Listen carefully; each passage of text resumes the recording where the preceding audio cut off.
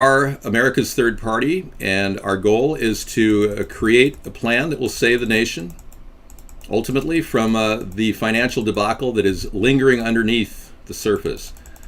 Many people don't realize the economy is faked. The truth is, 93 million people in America are unemployed. 93 million out of 310 million is 30% unemployment. So when they talk about 5% unemployment, they're lying. The reason why the unemployment apparently went down in their statistic was because they check only the people collecting unemployment insurance, unemployment compensation insurance. So that figure instantly disappeared, dwindled, when people stopped collecting their 99 weeks that Obama gave them. That means that everybody who was on unemployment under the first 4 years of Barack Obama got like $40,000. And then it all ended. So those people dropped off, and then the statistics showed that less people were collecting unemployment. I am not reading off a teleprompter. I never read off a teleprompter. All of these shows are done impromptu, extemporaneously, on the fly, in real time. So when we look at a fake unemployment statistic, and then we ask ourselves about the stock market, we then say, well, it's at 18,000 or thereabouts, and it's been that way for a year or two. Well, the reason why they padded the stock market is they've created a no interest or a loan interest where zero interest rates are given to big corporations. And those big corporations have been investing in their own stock. Literally, 45% of all the stock that's been sold over the past 2 years was sold to the companies themselves. So they're propping up their bottom line. So all the companies are doing this kind of extreme makeover. They get rid of their employees, cut their expenses, and then make their bottom line look good. They buy their own stock to make their stock look appealing. So a lot of people have pretty much been lied to. The name of the show here is America's Third Party, and we are focusing on how we're different than the two parties. Now, I'm online with Brian. Brian is an investor, and he's made a lot of money in this stock market. Brian, so you're thinking it's going to crash? Is that what you're saying? Hello? I think it'll crash, but not. I think selling may go away, but I think that in the Dow right now, I think it'll remain high for some time, maybe a couple years, Dave. But it'll definitely bust because a lot of it is inflated. Yeah, inflated. It is a lot of it, if not all of it. Now, the Federal Reserve is one of the biggest problems with the Federal Reserve is they've loaned out about $20 trillion in the past 10 years. They won't even talk about all the money they loaned out because that's what they do on the underside. They just print up money and loan it out. They themselves don't own it. Many times our country has asked for a loan from the Federal Reserve, and that's where we acquired our debt. Hi there, Shrek. Hi, Candy. Candy was in the room earlier. Thank you. I'm offline. Okay, well, we're going to go back online right now. You drop off and then drop back on. Okay, try to refresh now, everybody. So what's happening is they printed up money left and right, handed it to all the companies that needed it. For instance, Caterpillar got $7 billion. And you know what they did with it? They took 1.5 billion of those dollars, and they bought an aluminum mining company in Madagascar that didn't exist. Now the CEO for Caterpillar Tractor would have been fired. Anyone would have been fired if they lost 1.5 billion, but no, he wasn't even fired because that money is so easy from the Fed that they just wrote it off. 1.5 billion on a fake Madagascar aluminum mining company. Okay, David, have you ever seen the movie John Q? It's a good movie about healthcare problems. In the movie, a kid needed a heart transplant. It cost $250,000. The family couldn't pay, so the hospital turned them away. Your thoughts? Heart transplants are a very corrupt business. As president, I will work to make sure that there is no profit industry in the organ donation business. I've seen people walking around with Armani suits and $2,000 leather shoes, carrying hearts to the recipient. It's terrible. It's terrible. Yeah, Obama joins Twitter and racism quickly follows. Wow. Wonder why. Maybe because he's a racist? Wow. People are using the N-word. You know, there are racists out there, and they do use a lot of bad words. But, I mean, what did he expect when he joined Twitter? I mean, seriously. Nobody's been able to question him about his policies. The Democrats don't question Obama about the mistakes he's made. Obama has openly stated that he smoked marijuana most of his adult life, yet he won't legalize it. So, yeah, there's a lot of people pissed off with this president. And plus, he's 50% white. But he's using the shield of blackness to prevent anyone from questioning him. Now, you mentioned earlier, Brian, that you believe that if the government had invested in Social Security, we probably would be profiting, right? Brian? Yeah. Well, I think that I just think that my Social Security, and I'll tell you my age. I'm 33 years old.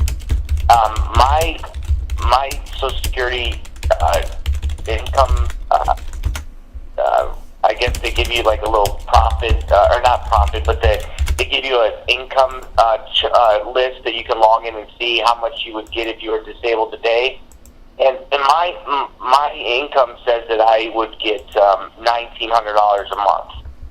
And now keep in mind that, and if I retire, when I retire, I think my retirement money is like $1,500 a month at 59 and a half years old. And then, so now this is in 30 years. Now, all the money that they printed, all the inflation that's going to happen over the next 30 years, their goal, the Fed's goal is 2% a year, right, Dave? So, you know, they'll exceed that, you know, in years, you know. So, in 30 years, you know, a little under 30 years when I retire, that's what I have to look forward to. What's wrong with $1,900 a month? I mean, what do you mean? I mean, that's enough to live comfortably in the middle of Texas on your own farm. Well, but he is in 30 years after, you know, so this is when a 2-liter of soda will be $6. A gallon of milk will be $20 a gallon. That's nothing. Well, you're right. No? $1,900 is kind of nothing when it comes to rising costs like that. If what you're saying is true, your projections may be right, Brian. I'm concerned about the rising cost of living. I want to get housing costs down. I want to keep the cost of food down. So my effort will be making lower cost food entrees for people that'll be made by America, for Americans. We have a plan to create essential foods for people that are currently in the EBT program. And anybody will be able to buy these products. You'll be able to get a gallon of milk through the EBT program. But the thing about our EBT program is we want to give everybody food stamps, every U.S. citizen, and give no food stamps to non-U.S. citizens. I want to give food stamps to every American U.S. citizen, so you'll be getting your $1,900 plus you'll be getting your EBT card if you want it. Seriously. Oh, that's good. Yeah, so you won't have to complain about somebody, you know, down the street collecting food stamps because they're on welfare, because you'll be getting your own food stamp card if you want to collect it. I just want to say I've never received welfare in my life. You know. No, neither have I. I don't look for a free handout, but when I get to, you know, I'm a diabetic and I have complications from it, and so I worry about becoming disabled. You know, and I just work my butt off. You know, and I know a lot of people do out there. I just want to know, you know, like it's the same thing as the people that go to the wars. Hang on. Go ahead. What were you saying? So, two presidents can't get along. You know, people go out and they fight in wars and they come back and they can't get Medicaid or Medicare, you know, the medical assistance that they need. You know, I just feel like, you know, when it's time for me to, you know, go on disability or Social Security or anybody for that matter, as an American citizen, you should be able to get the, you know, the financial assistance that you need. And you're right, we should stop giving it to illegal immigrants that don't even have, they come here, they don't care about America. They don't care. How can we care about illegals? You got all these people trying to fight for illegals to get citizenship. They don't care about this country. They don't care. They don't give a crap about the roads, about the schools. They're here for a free hand-me-downs. They are, man. That's You're all right. they want. I know. If we, if you went to Mexico, or to another country, I mean, you have nothing invested in it. You have nothing vested. You don't care about them. You don't care about the people. You don't care about the government. You don't care about the taxpayers. You just want what you think that you have coming to you. And unfortunately, that's what how a lot of people think, and that's what's going on in America. And, damn them. We need to take care of the people that actually live here, that are citizens, that, pay into the system. And when, somebody's disabled or they go to war and they get their leg blown off, we should be able to do a little bit, more for them. I believe it's the right thing to do. I agree. But I think we're on the same page there. We can pay. Yeah, we can, and we focus on getting the Democrats Pay into the system, and when somebody's disabled or they go to war and they get their leg blown off, we should be able to do a little bit. Okay, good. We're also talking on Ustream, folks, so if you haven't seen our stream up, or our stream on Ustream, feel free to go over there. He doesn't give me none. I get no advice from anybody online. But you're right. We have to stop paying non-U.S. citizens all this money and focus on the U.S. citizens at this point. Okay, many people claim that you can be a contractor, get your license, start your one-man company. Cyber Jedi saying that. Hang on. It's expensive to get a startup electrician's contractor's license here in this state of Washington. It's $15,000. I know. And that's why I've met a lot of electricians that'll work on existing electrical jobs, because that's like $3,000. But if they want to be an install guy, it's like $15,000 just to get your license in this state. So I want to lower the restrictions on small businesses, and I agree with Cyber Jedi. Everybody could become contractors who want to, work in the industry, like an electrician, as long as their basic training is adequate. Yeah. But to create licensing like that is a barrier to starting small business. Are you still on, Brian? Yeah, I'm on, Dave. Okay. I'm not going to be able to watch any YouTube links that get 8 million hits. All of my YouTube links have been shut down and censored. I can't get any hits at all. In fact, somebody said I've got a couple of flags on one of my sites now. I don't think a lot about rich people, frankly. I consider this Brian guy to be an American, an average American, and he claims he just made 16% in the market on his investments, on his 401k, and he's looking at getting about $1,900 a month from Social Security when he retires. So you're going to retire pretty soon? How many years before you retire, Brian? 30 more years. 3 more years? 30. Oh, 30. Are you serious? I'm 33. Yeah, but I also just want to point out that 16%, you can't take percentages to the bank. So 16% on $30,000, I mean, that's not, it's a lot of money to a lot of people, but it's not a lot of money, like, for retirement. So that, I mean, you know what I mean? So it's not really a lot, so it's just, I'm just saying that was the percentage, though, of the game last year. But it's only on $30,000, so. Okay. Not that big of a deal, yeah. Okay, yeah.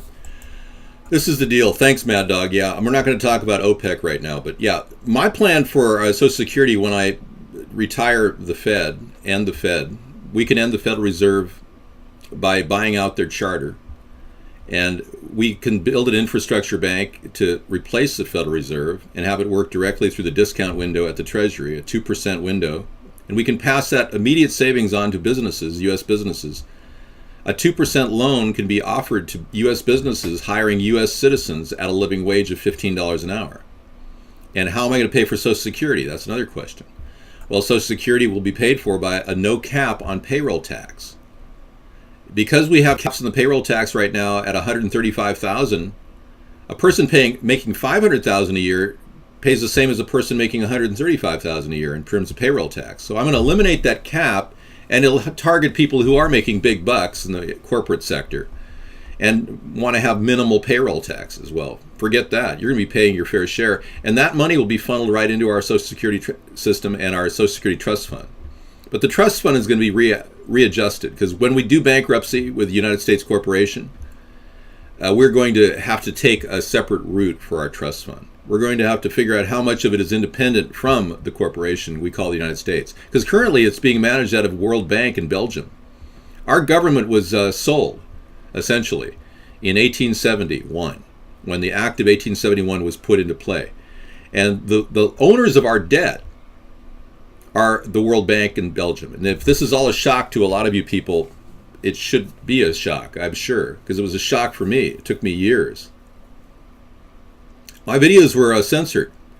All of my videos have been censored on YouTube. All of our hits have been shut down. I've got videos that got 6,000 hits back in 2011 that have never really grown in size. I mean, I was getting 20,000 hits a week in 2011, and right after that I went down to about 20 hits a week. They did a major change that hit a lot of websites, not just my own. It was called the Penguin Update. And it's when the NSA purchased the entire backbone of Google. And they did it with borrowed money. I have never had trust funds. I'm not a trust fund baby. I live on $5 a day for food. I made a vow of poverty. My blackface complied completely with the freedom of speech laws. And if they are trying to suppress me based on the blackface video, which I haven't checked, but if that's the case, they're looking at a major lawsuit. I'll be scheduling an appointment with the ACLU in Seattle probably next month if that's the case. Nobody's shut me down. No, it's basically the two-party system and their total control over the media that's preventing me from getting any notice whatsoever. My efforts are constant and never-ending, and I've shown complete performance for the past 6.5 years. Nightly shows, 3 to 4 hours in length now for the past 6.5 years, without even a break. Yet our effort to reach out to the mainstream media has been completely suppressed. That's right, they control the country, and they're not going to let anybody in that will challenge their two-party system. I'm capable of beating any opponent in a debate. I can win over the hearts and minds of the American people in any debate. Okay, I think we're okay with the chat right now. What would you go to Fort Knox and see if they actually have gold? Yeah, I don't necessarily believe they have gold at Fort Knox. They claim to have $460 billion in gold. But as president, I will have the authority to do that. I will also be the only person able to look at the Treasury itself and go right into the Exchange Stabilization Fund and analyze what they've been doing with all the black money, all the dark money, all the secret money. Now, the reason why the people that run our country don't want just anybody to become president is because I would have the power to review and audit their books. I'm the only person who has that power. Obama has the power right now, but I can guarantee you he would not audit the books because he doesn't have the intelligence to audit the books. Obama has, unfortunately, a very low IQ. And many people don't realize that Obama's IQ is 102. And hey, Dave, I'm going to drop off, but I'm going to call back in if you don't mind, okay? No problem. Thank you, Brian, for calling. Take care. Have a good dinner. Thanks. Thanks. Okay. So what I'm going to do is take a look at Obama's IQ here for all of you to look at, and I'm going to give you guys a link to validate this. But our president is unable to make any critical decisions. Most of his decisions are made by his speechwriters and his handlers. He's just a puppet. And if you Democrats don't believe it, you simply have to look at this fact right here in front of you. You've got a president with an IQ of 102, the lowest on record in U.S. history. I don't want to talk about my IQ, but it's definitely higher than his. Let's be clear. So what do you expect from a guy who's, extremely average and unable to do anything? It means a lot when it comes to auditing the books, I can tell you that, Monkey Times. I can spot corruption in a second when I look at statistics. I have an IQ of 185. I can look at large projects and spot the areas where abuse is going on. I could be essentially a forensic expert auditor, but I'm not.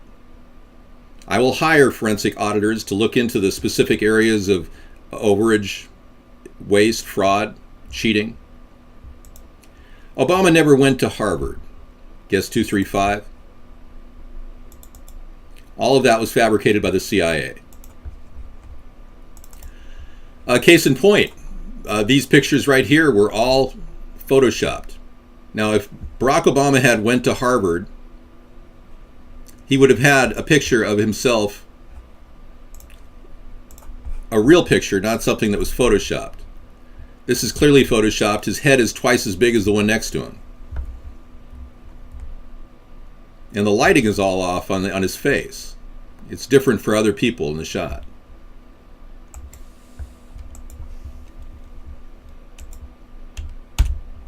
So they did a lot of work to alter all of his pictures. You want me to show you other photoshopped pictures of Obama at Harvard? I have many. I have a little personal collection of Photoshop pictures. Here's a classic one where his head is just pasted onto a body. Again, out of proportion head.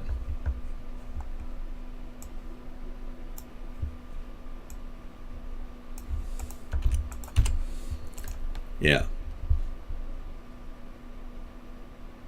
Yeah, common sense is street parts over IQ. I agree. If he was a guest lecturer at Harvard, it was put up by the CIA. You know, I did some studying research on Barack Obama's time at Harvard, and I pulled up some interesting documents in my search.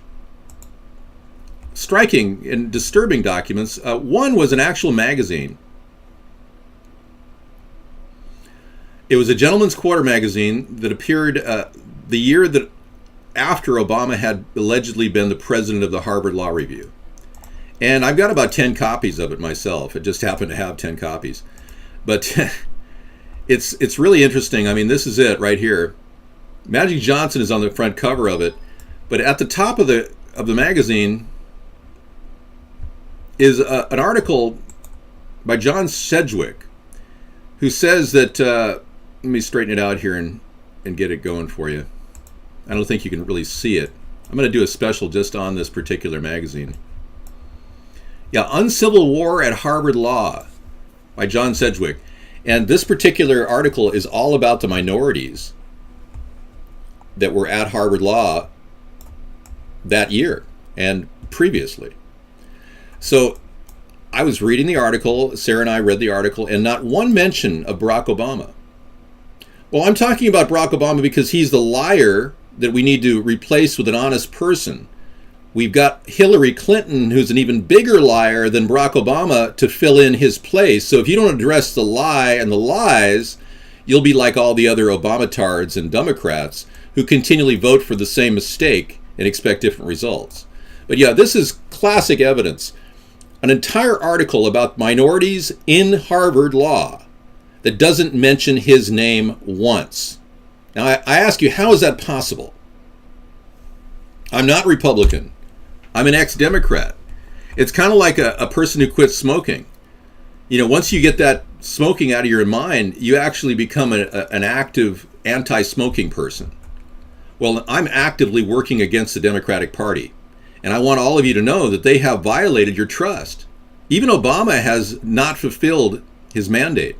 Now, as President of the United States, I will keep in mind the mandate that you voted for Obama on, but I'm not going to give away the entire ship like Obama's done.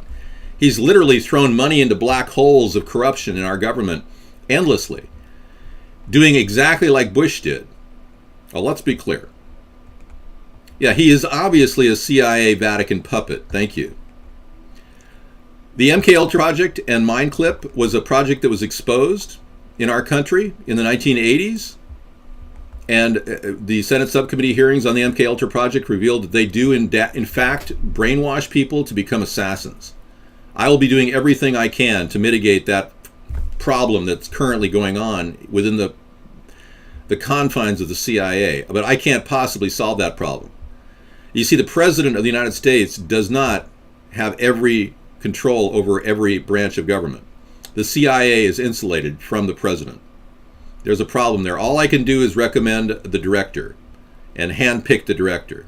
But I can't go in and stop a program that they're doing secretly. Recently, I tried to give the Democratic Party another chance in 2014, so I wrote innocently that I'd prefer Democrat, and they attacked me. They tossed me out. They left me out to dry. They cheated. They stole 90% of my signs. I had over 150 signs on the highways in my area, stretching 50 miles.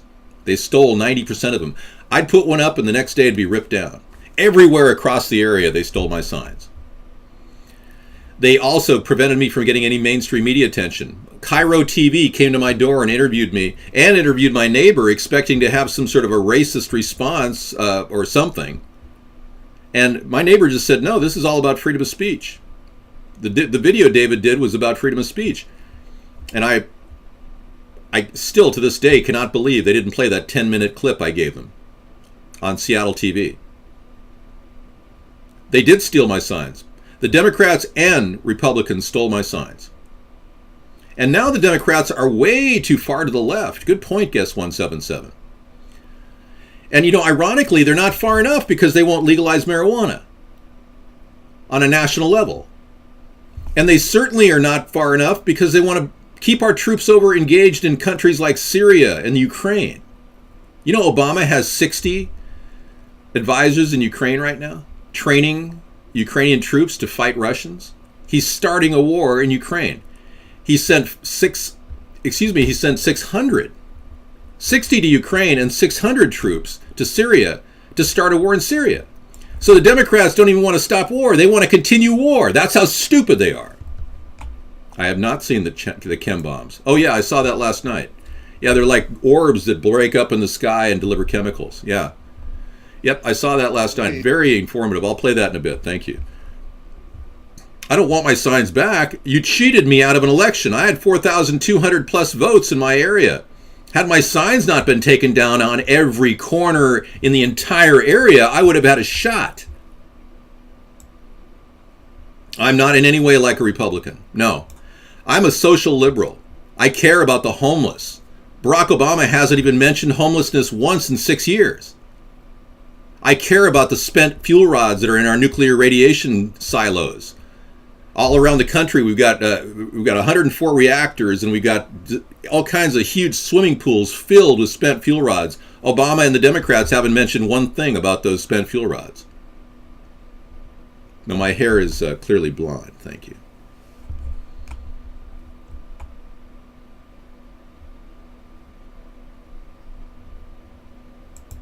I don't think any story out of the Democratic Party is worthy of my time here. I don't believe Clinton has a rival. I am not a violent man. In fact, I've dedicated my life to nonviolence. You had 10 ATP signs stolen from you too? Wow. See, there you have it. The Democrats and Republicans are willing to steal and cheat in order to secure their position. Now I ask you, does that sound like an honest group of people?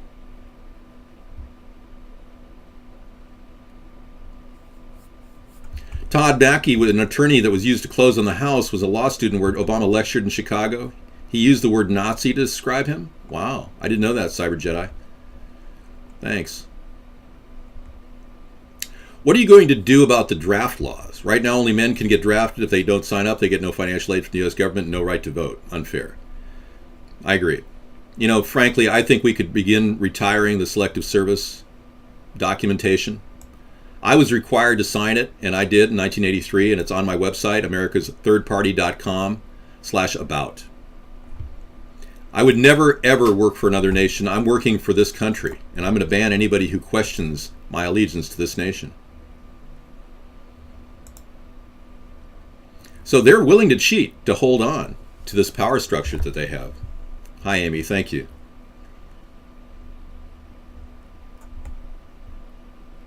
Well, I'm tired of the mindset of the Democrats who think that they somehow have the collective will of the people of this country. Because the least democratic people are the Democrats.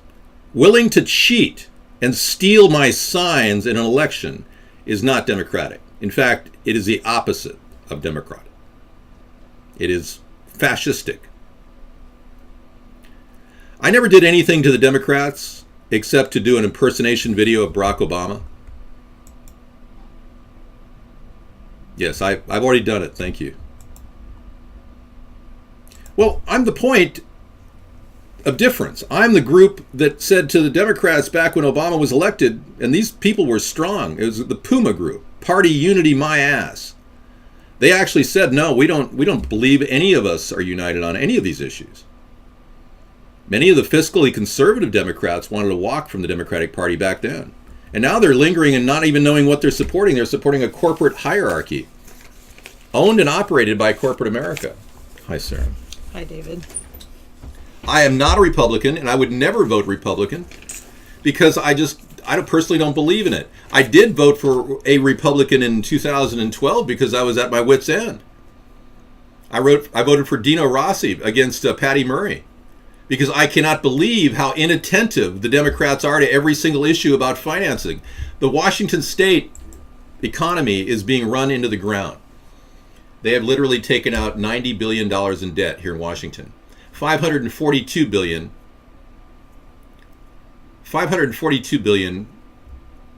in California. That's how much debt they have.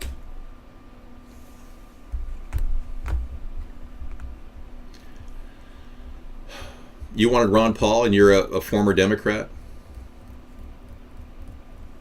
Yeah, the Republican agenda has got the Fox News organization, and the Democratic agenda has the CNN News and MSNBC. Thank you.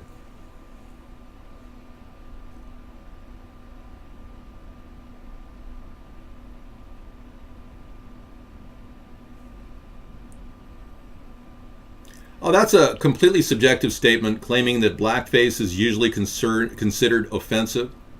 That's a subjective statement. That's not a definition. The point of the matter is, without blackface communication or entertainers back then, we wouldn't even have rap or hip-hop today. I would beat Rand Paul in any different area, head-to-head. I could take him on verbally. I can rip into Rand Paul better than any of these people running against him right now. I've got information on Rand Paul that would pretty much destroy his campaign. Well, I had to use blackface as a media tool. I had no other choice. No one would listen to me in 2008. No one would even entertain the idea of a third party, and no one would give me any notion or interest whatsoever. So we had to do something viral, and I made the decision to do it.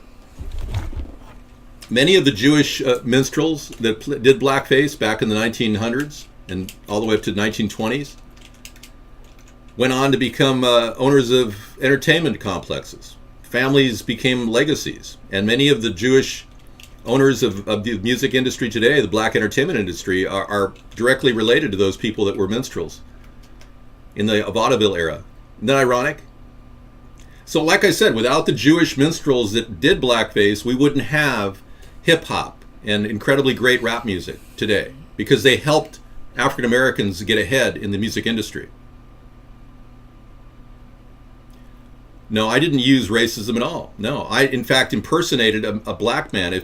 If this was an open society, I would be allowed to use freedom of speech without criticism. But the problem is you Democrats don't understand freedom of speech. That's the real problem. And that you're more than likely going to call people names whenever you're questioned on Barack Obama's policies. You Democrats are more likely to use the R word than any other person out there. Yeah, there's some great rap music like Sugar Hill Gang. We'll go hip, hop, da hip it, da hip it, da hip, hip, da hop. You don't stop rocking as the band stops playing. Sing up, Chuck, the boogie to the band, of the boogie to beat. We go hee-bop, roo-bop, Scooby-Doo. Guess what, America, I love you. You know, there's some good rap music out there. Okay, I'm going to step out and get some coffee. I'll be right back. So, this is interesting. Some Soros-funded group, Missourians Organizing for Reform and Freedom, had posted ads calling on individuals and grassroots groups to head to Ferguson to rile things up. They were promised hundreds of thousands of dollars to take trips that directly helped attendees advocate for police accountability and Black lives. On May 14th, they started writing checks to these protesters, but not everybody got paid.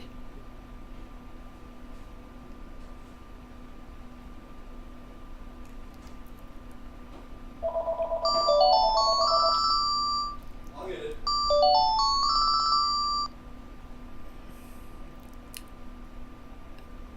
So basically, this one guy, Ordauer, promised, this is according to downtrend.com, he promised black people money if they traveled to Ferguson and, quote, simulated chaos. And now that the protests are over, they're demanding the money they were promised. And they're not getting paid, so they're protesting the group that promised them money if they protested. Anyway, thank you very much, 223.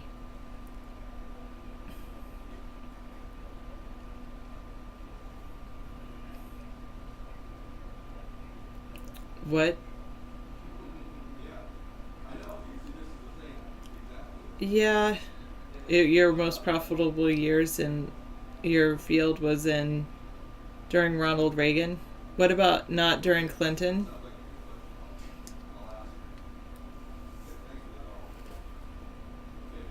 Okay. Is that better for you, Shrek? Okay. Heck no, not under Clinton, but only Ronald Reagan. That's very interesting.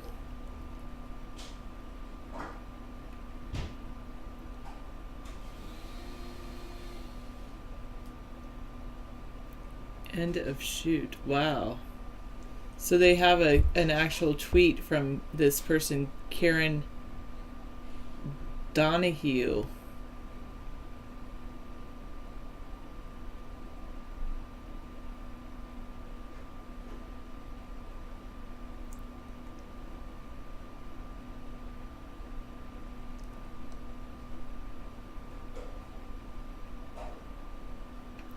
Wait, that's West Palm Beach location. That's not the same thing. Oh, that was Tea Party. Hello, DJ Bad Boy E. You think he wasn't even there?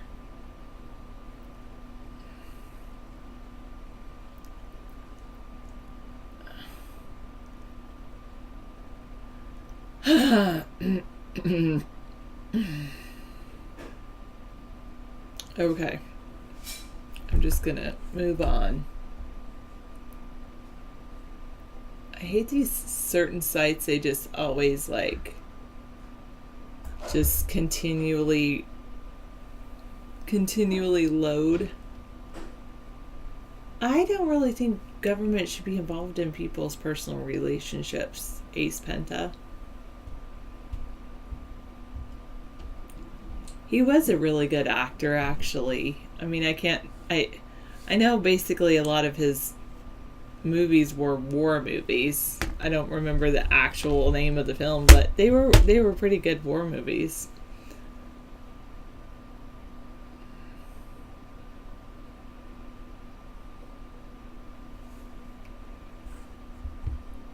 I ran for a state senate, yes.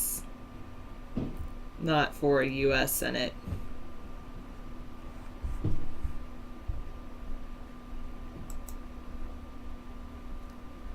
Okay.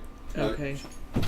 Shrek just called and suggested that we ask the question that clearly when I did a parody of Barack Obama and they called me a racist, he asked the question, what if Hillary were elected as president, for instance, and Sarah did a parody of Hillary, would she be called a woman hater? You know? It's an interesting question. Thank you, Shrek.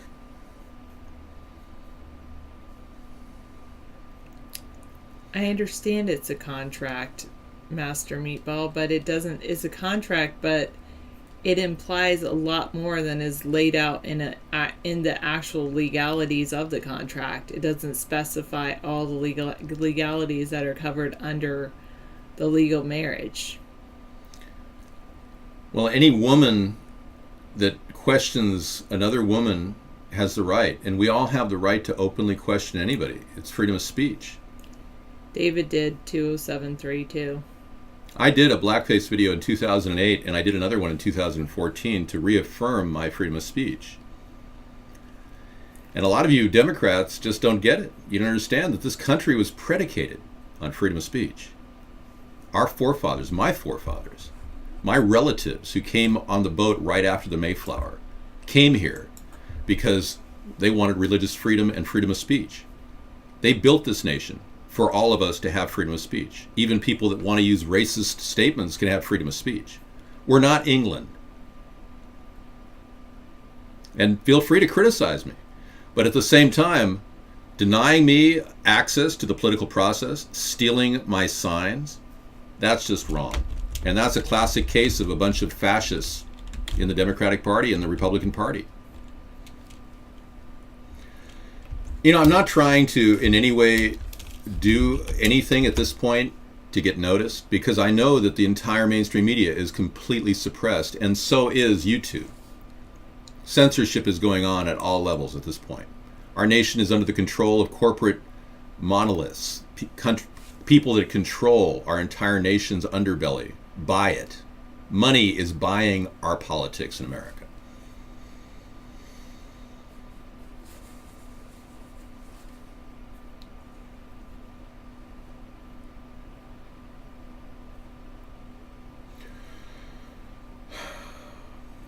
Yeah. I'm just really money buying politics. frustrated. I was just looking at money buying politics. They're talking about how one group was promising people money to protest at Ferguson, and then here's something that Tea Party did.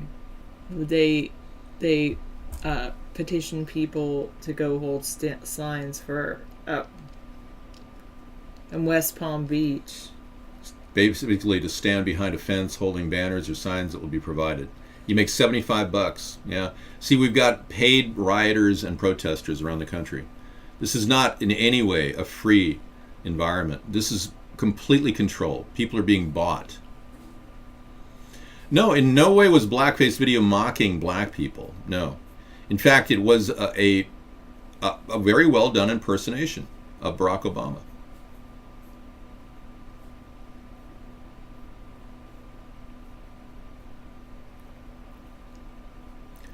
No, I was designed to get some sort of a media attention. I got nothing. I got no media attention at all. They purposely suppressed the information. Ironically, the liberal press came to my door trying to bait me, calling me names and implying I was a racist. Los Angeles is thinking of getting moving toward a $15 minimum wage. Thank you, Silver Fox. Yeah, a $15 minimum wage is not something. They already have that in Seattle and SeaTac. In Seattle, it's not working. You know, how many people can afford $35 an entree at a restaurant so that they can pay their employee to stand there and go, "Are you done with that?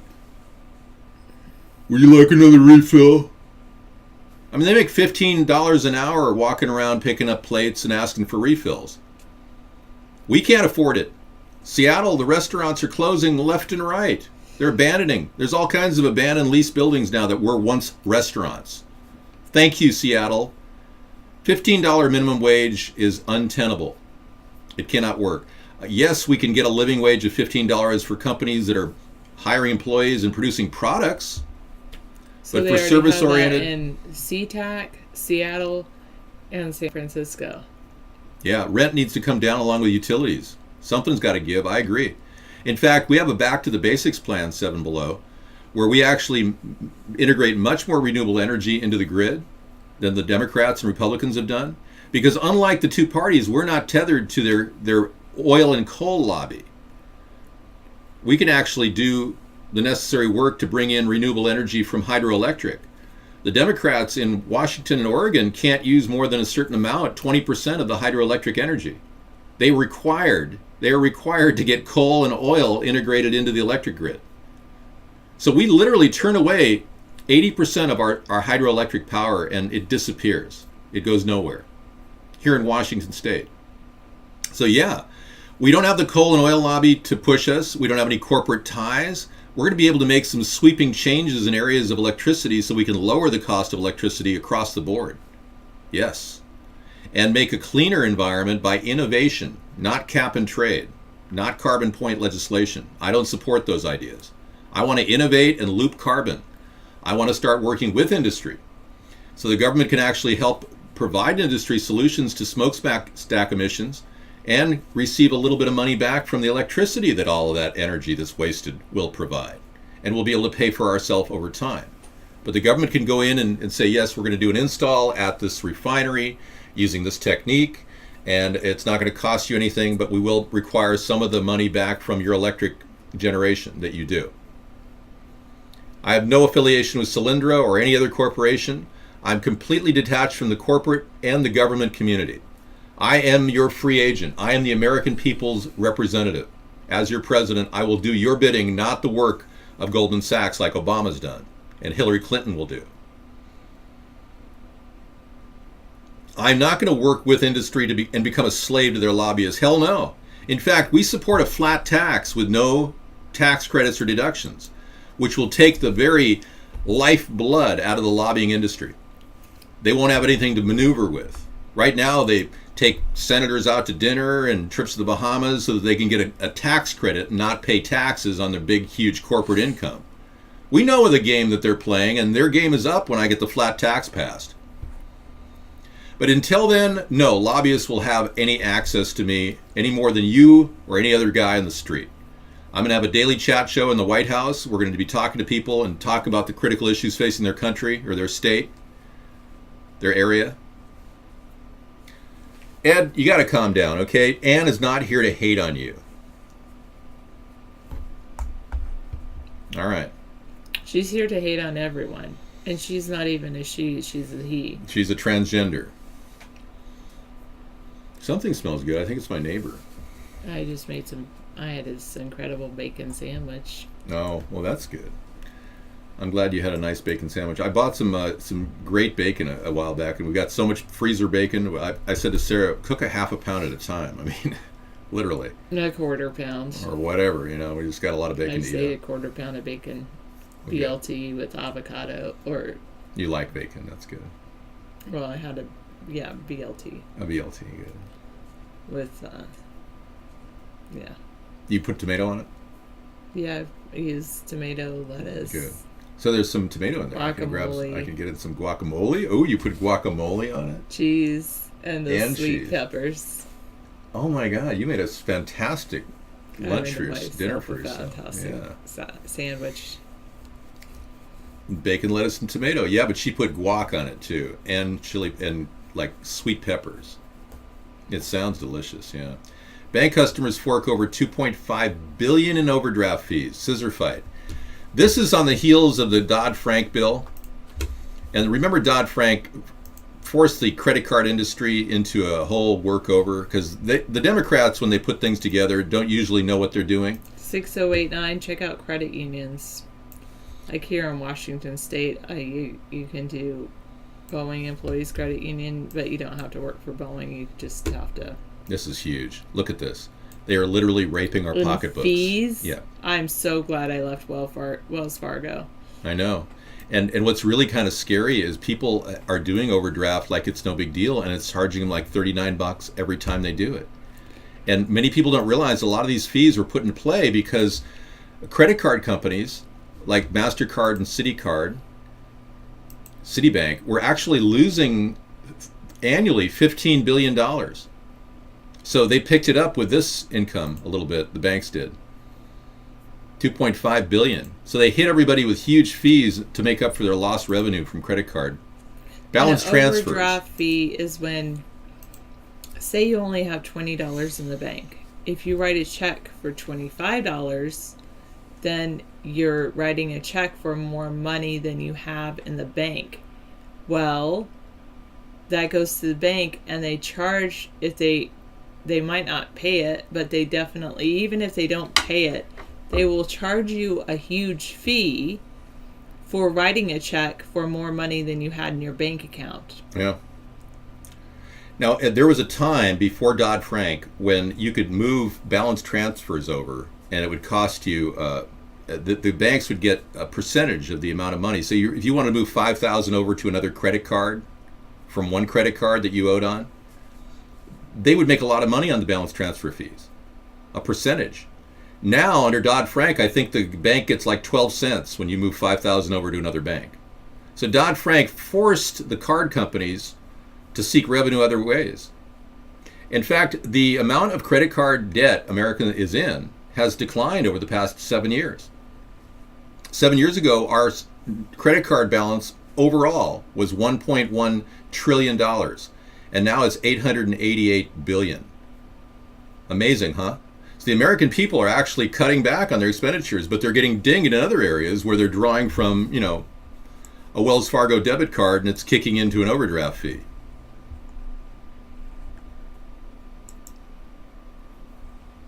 All right, great. Anyway, this is Truth Tuesday, and one of the things we're trying to get to the reality of American politics and find out what's really happening. And the reason why I said the truth is that our government and politics have been bought off, because literally it has. Hillary has $2.3 billion to run for election. She has enough money to take any story and squelch it with enough counter disinformation to back up her lie. She can run all kinds of counter disinformation, damage control commercials to cover somebody striking her head on about anything she's done. Like her incredible mistake where she got rid of all of her emails as a Secretary of State, which is a punishable offense, and she needs to be charged with a Class C felony. Public Disclosure Commission should be filing that charge, and I'm going to have to call the National Public Disclosure Commission and ask them to file a charge, because the Republicans don't seem to care. They've given away 2 elections already.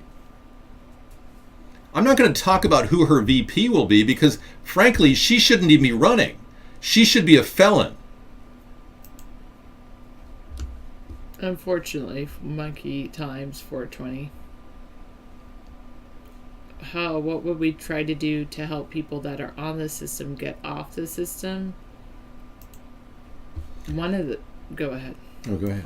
One of the things is that I would like, as David said earlier, for all U.S. citizens to be given a certain amount of food assistance, I guess is the word, each month. And if they wanted to use it, they could. If they don't want to use it, they don't have to. But then it's given to all U.S. citizens. It wouldn't have to be, you have to fill out paperwork every single month. Yeah. And then that would save all the labor from processing. As you say, like why the banks charge all these overdraft fees is due to processing all the paperwork. Well, there would be less paperwork to process because everyone would qualify. And then it wouldn't be as much as people hand out now. It would be X amount of dollars to everyone. And then, what we want out of others, we want everything to be fair. And then it would encourage people to actually work to get more. Because we believe in a baseline plus system rather than in a system that encourages people to stay on the system. If you want to have a warm place to live, go ahead. I will guarantee a warm place to live to people who are currently homeless. This is the plan, and this is the baseline. But if you want the plus, you're going to have to work for it. We're not going to give disabled people a chance to buy a brand new Hyundai like we currently are doing. I mean, we literally are handing away people left and right free cars who are hooked up to the system right now. And our homestead renewal plan, we want to encourage people to come out and work on building up homes that are existing, and if we need to, also build up more homes. But the thing is that, because right now there's so many empty vacant homes, but there's also I believe there's people that are homeless that don't want to to be homeless that are willing to work. Granted, there are, as I've run across in this chat room, there are homeless people that don't want to work. And it's, for me, maybe it's just a personal issue. I have some issues with that. I lack respect for people that don't want to put forward effort. I agree. But there are people that are hooked up to the system right now. Many people who, like I described earlier, that left their job after getting $40,000 in unemployment insurance, then immediately declared that they were having mental problems. Oh, right. And then the number of people collecting for nervous and mental disorders has increased dramatically over the past few years since Obama couldn't give them free unemployment insurance anymore. Exactly, Shrek. So nervous and mental conditions are now getting you possibly $1,200 a month in benefits from the government. And once you show your check stub to the Ford Motor Credit Company, they'll give you an instant car. They'll say, oh yeah, you got a regular check coming in, $100 a month you can cover. Here's your car, brand new car. No, these are true. You can get a brand new car if you walk into any local Ford Motor Credit. Actually, any dealer will set it up through Ford Motor Credit to get you a car immediately. You instantly qualify if you're disabled or on benefits. That's why so many people on welfare are driving brand new cars. What are you going to do about the threat of the two-party corrupt economy and political system? What are you going to do about that? Because if you keep asking me the threat of the ISIS in this chat room, I can only say, hey, ISIS was created by the corruption in our government. ISIS is an offshoot of the CIA's war plan, and they are working directly for corporate cronies and thugs in the military-industrial complex. ISIS was originally created by our government in training camps in Jordan. So when you say, what are you going to do about ISIS? We didn't create ISIS, the CIA did. Ask the CIA what they're going to do about ISIS, because they're the ones that created it. I'm not saying that you can't have the new car. How do you afford the payments for the new car, 5472? Were you able to buy it with cash or what? 54722 is a person, guess 54722 is a person like I'm describing. They got a car. They got a free car. That's what they do. They pay out of their monthly payments, $100 usually for their car. But you can get a car right now for $100 a month if you got a regular check. Yeah, many people love their Hyundais. They get good gas mileage. Hey, I'm not taking your car away from you. Don't get me wrong. I'm never going to take people's cars away from them. But I just don't believe in the credit card economy. I'm sure it is, James Anderson. You don't afford the new payment, so they miss a payment, they might take a car. I don't care. Yeah, see, the person doesn't even care if they lose their car. They just want a car, So and then you won't get another one. I know people on welfare are living better than I am. I'm skimping and saving whenever I can and eating out of my Y2K supply. But people who are on welfare and many foreigners, many legal immigrants who are with green cards are collecting lots of money, big time. And they go to the markets I go to and they buy lobster and extra lean ground beef, and I have to buy refried beans. And I'm living like a poor Mexican who came over the border 60 years ago. I mean, the reality is it's great for illegals to come into our country now because they can get whatever they want because they are draining our system. They are screwing our entire nation over. They're weakening our nation. This has been the plan all along. The two-party system is just a ruse. It's a facade designed to pretend like we have a democracy when we don't. And in the process, they both parties open the door to illegals. The reason we stand differently than the illegals is, number one, we don't want to weaken our border. We don't want to have a situation where people are draining our health care and our education funds. We want to get our country to zero growth, not the current growth rate of 5% due to illegals coming in. And we want to bring our troops home and end war. Unlike the Democrats, Republicans that want more war, want to continue funding heroin production in Afghanistan. That's what Obama's troop built-up was, 68,000 troops in Afghanistan to protect the warlords creating more heroin. so that people can overdose on heroin, cheap heroin, and on the streets of America now, thanks to Obama. Our nation is trying to literally destroy itself through the two-party system.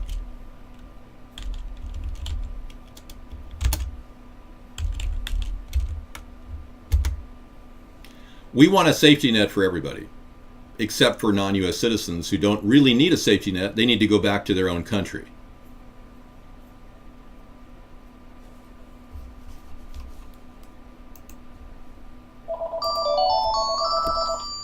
God. Have you checked with the VA 2849? What do they say?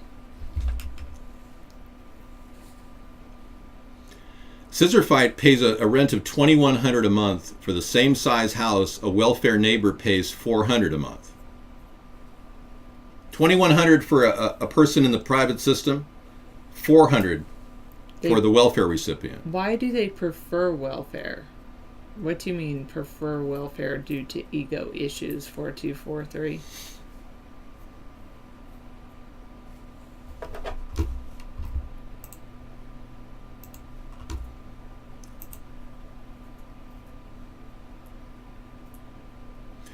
Listen to what this imbecile in the room says. Y'all are dumb. You can get free stuff from the government. This is the mindset of the average idiot that's collecting off of our social welfare system. Guess 547. The thing is that it's not free, that usually taxpayers have to pay for that. Hey, look if you're on welfare, we're going to keep your welfare payments, but frankly, they're giving away welfare to non-U.S. citizens. If I were you, I'd be worried about your welfare check, because if we keep this up, you're not going to get any money. It's all going to an illegal alien.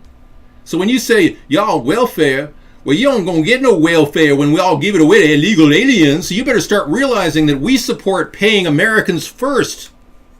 Where you're going to get your welfare. I don't have a problem with you getting welfare. Go ahead. What's your question? Who is this? Is this Willie Pickles? No, this is Bill. Bill, hi. Hi, Bill. How are you? Hi, how are you? I'm better. Well, that's wonderful. I disagree with all these immigrants coming in here, Dave. Me too. I don't want an open, porous border like the Democrats obviously want. I'm not like Jerry Brown. I don't want to give them.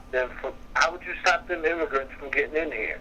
Well, we'd put a fence together along the southern border with Mexico. Flood gates are open.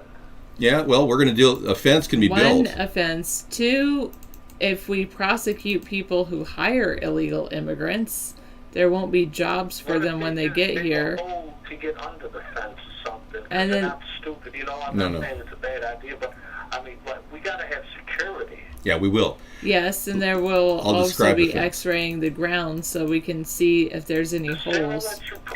I want to describe the fence right now here. Hang on. This is the fence we're looking at.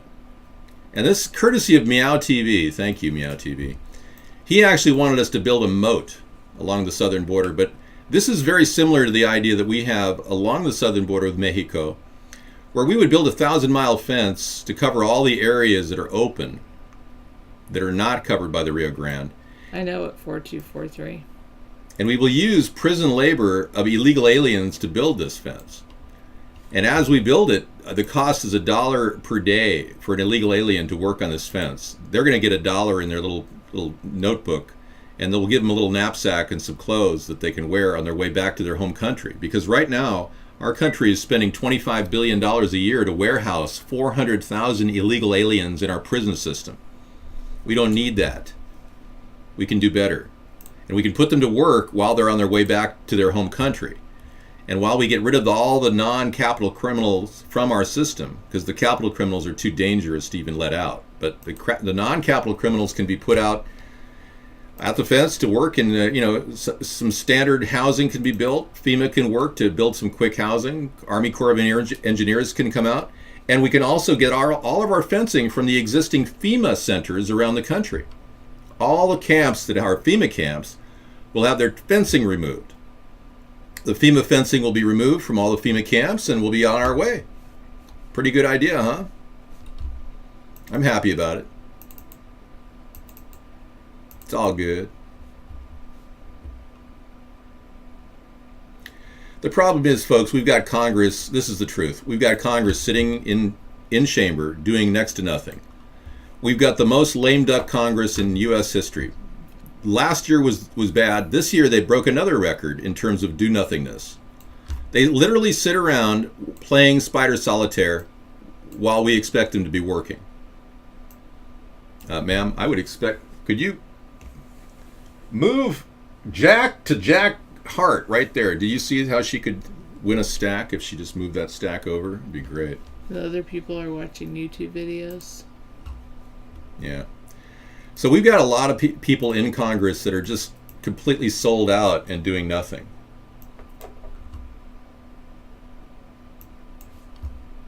Gitmo, yes, good question. Go ahead. What was your... Nothing. This is the deal. Gitmo cannot be closed. Number one, it's an actual functional facility on Cuba, in Cuba. You know, this is a very strategic base. We don't want to in any way get rid of it. We're not going to relinquish our position in Cuba. I mean, it's ridiculous to think that Obama wanted to close it. I said when he said that he wanted to close it, the guy's an idiot. And sure enough, I was right. Well, make no mistake about it. But what I'd like to do with Gitmo is turn it into a prison tourism operation, where super liberal, foo-foo, overly concerned human rights activists can go there and look at the prisoners from like a viewing area. Oh, look over there, honey. There's one of them. They're jihadist, a Muslim jihadist. Let's see if he's being treated right. And we'll charge these super liberal shoo-shoo, fee-fee, whatever peas. These people will actually pay big bucks to go to Guantanamo. And we will use that money to finance Guantanamo operations and ensure that human rights violations are not being violated. I, of course, believe in universal human rights, of course. But at the same time, we're not going to be able to finance that operation into the future at the level we're currently financing it. We cannot give these prisoners a free ride when they're known jihadists. So we're going to have to fund it through prison tourism. Thank you. Hey there, Ronnie Noodles. Nope, my girlfriend does not have a weird jaw configuration. She's got a wonderful square jaw, and it's great. She doesn't have TMJ, as you're calling it. No. You don't get any pain in your jaw, do you? No, not usually. But thanks for asking and caring. Why you should care about immigration, really. A link from Ed. Wow, Ed's trying to go mainstream here. No, Sarah Hart will remain Sarah Hart, but thank you. Why you should care about immigration. Coming from They claim civil rights immigrants stuff. contribute $10 billion a year to the country's. Oh, I don't believe that. Immigrants send out overseas $45 billion annually. You. Sarah is beautiful. You really Thank are. you. I know she's beautiful. Yeah. Sorry, Dave, but she is beautiful.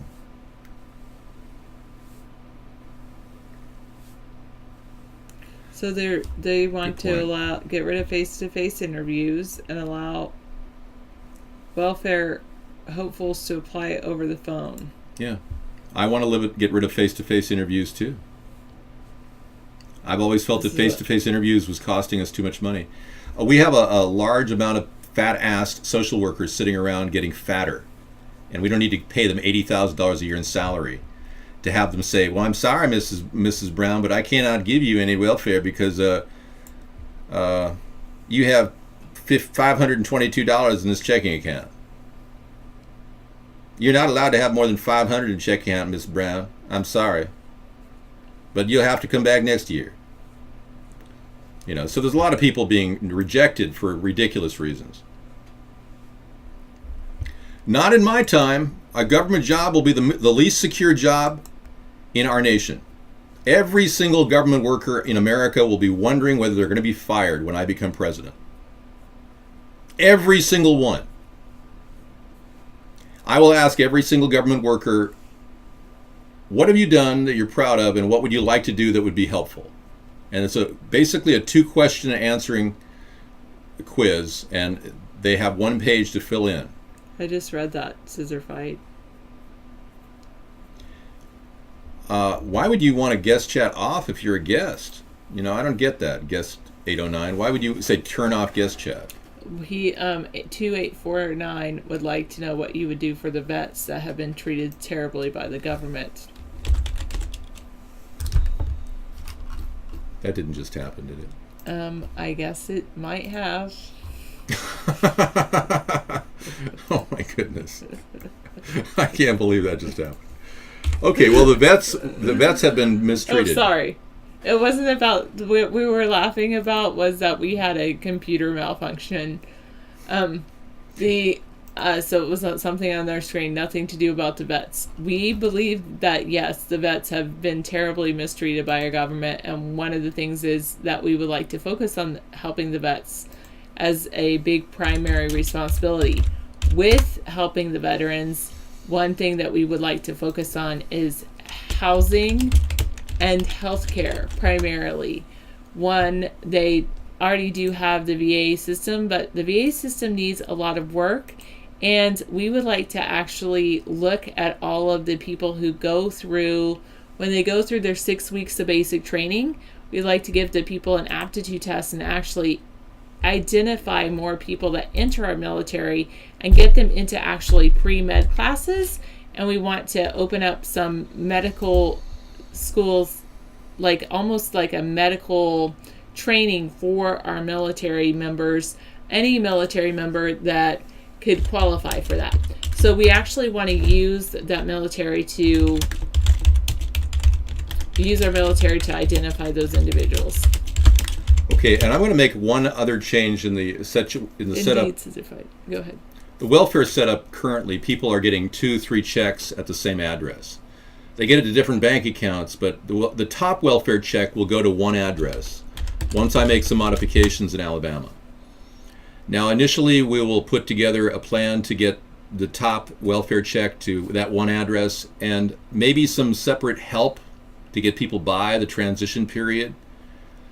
Maybe $100 voucher, something like that. But our goal is to shrink the cost of welfare significantly by eliminating welfare fraud. Many times 2 or 3 families will be living in the same house and all of them will be collecting welfare. And that's not something that we should do. One welfare check, the largest per household, and you'll just have to divvy it up from there. Well, you're already paying for it right now, so that's how you're going to pay for all this. We're going to shrink the amount of money that the welfare is costing in your tax dollars. We're going to try to drop welfare costs by as much as 20 to 30% doing this. Yeah, and eliminating the bureaucracy. Go ahead. Yes, according to that one website that you sent me to, Scissor Fight, I guess I do. That was pretty hilarious. I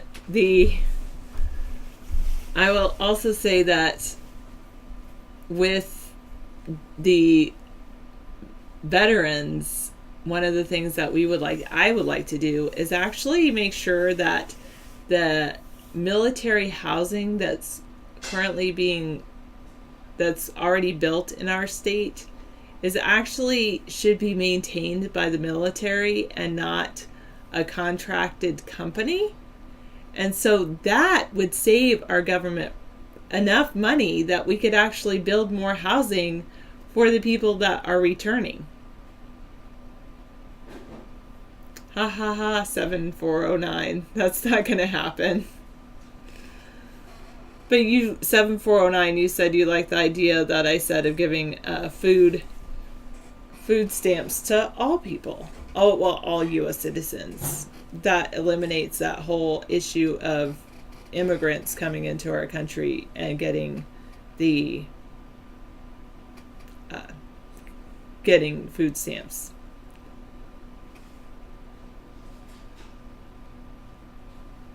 It was tried.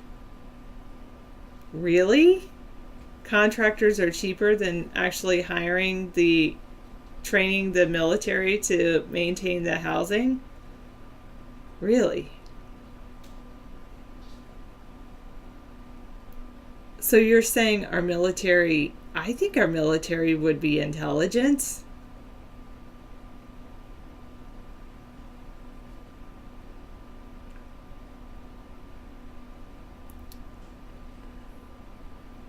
That's one of the big things, is that sometimes they give the housing that they give to the military, they pay for their electricity, and then they run their electricity needlessly.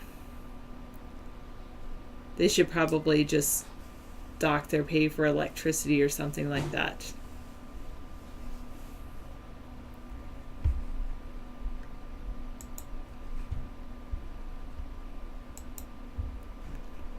So why would you say that? 917 8, you don't like our military men and women? I appreciate our military men and women.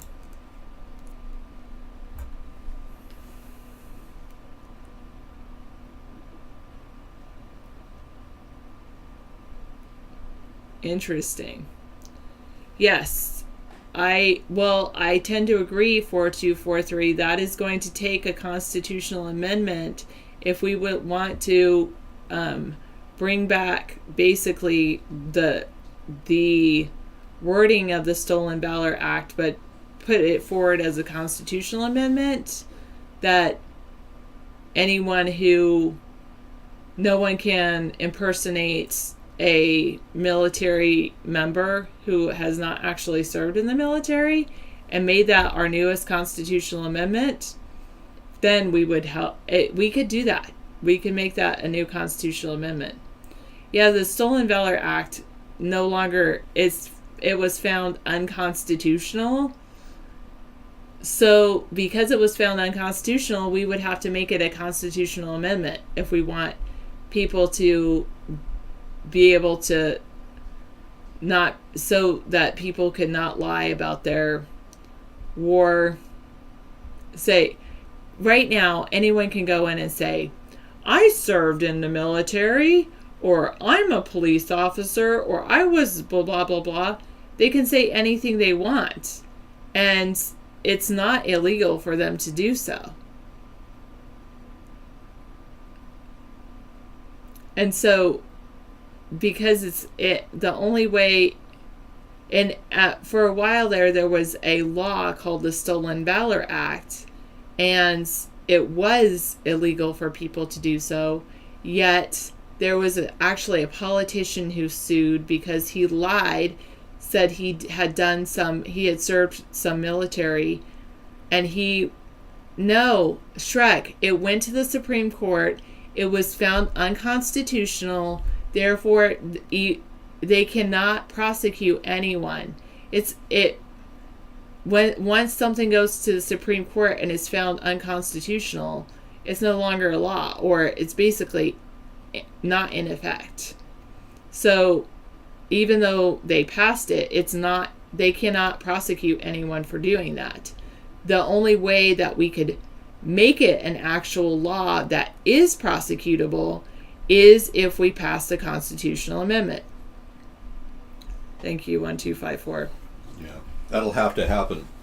It's going to be difficult. We have a bigger constitutional amendment to pass, and that's to remove the Act of 1871 and dissolve the United States Corporation. That would be a more important. 2/3 of our nation, of the states, could begin to nullify a lot of the actions that our United States Corporation has taken, like the Obamacare plan. That would be immediately nullified by this amendment.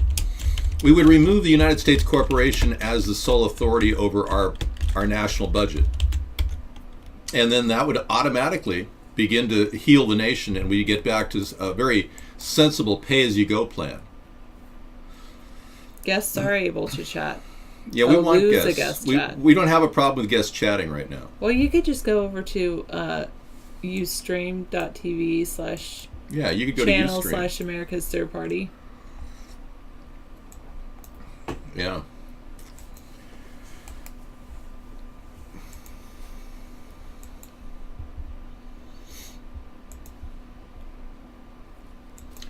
Sarah, do you have any concept on what it would take to train a bulk of Army troops with a GED to build a modern building and read blueprints?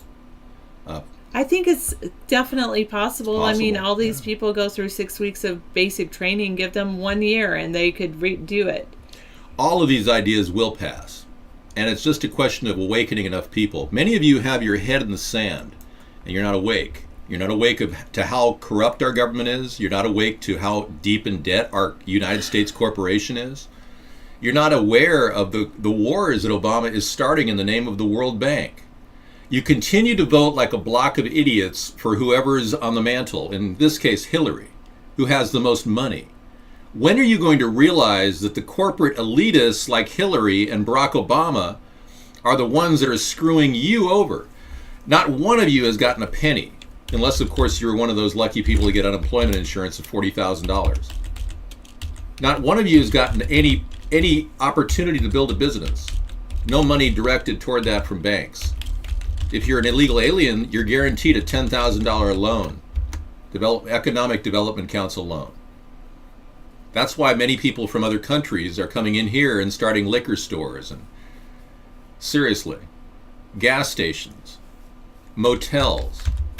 So when you travel across the country and every single motel you go to is run by an Indian or a Pakistani couple living in one of the rooms, they're making that 60 to 80, 90 bucks a night that you're spending. It's going into their pocket and it's going overseas to their home country of India or Pakistan. We are being harvested like a resource. Our nation is a ripe little fruit for them to pick. And these are the worst possible people coming over here. The ones that scrape themselves out of a country that's impoverished to get here. They're not the best people, trust me. These are the scumbags from India and Pakistan that make it over here to screw you out of your rental for your one night at a motel. And all that money is going overseas. Over 45 billion that we know of is being sent overseas right now as we speak. Good evening, businessman. I hope you're having a good evening. Yeah, exactly. And I do believe that the military could monitor build housing and monitor housing, because they have the Army Corps of Engineers. You know, I'm an American and I can talk about American politics to protect America, to save American money. There's nothing racist about any of this. You know I'm right.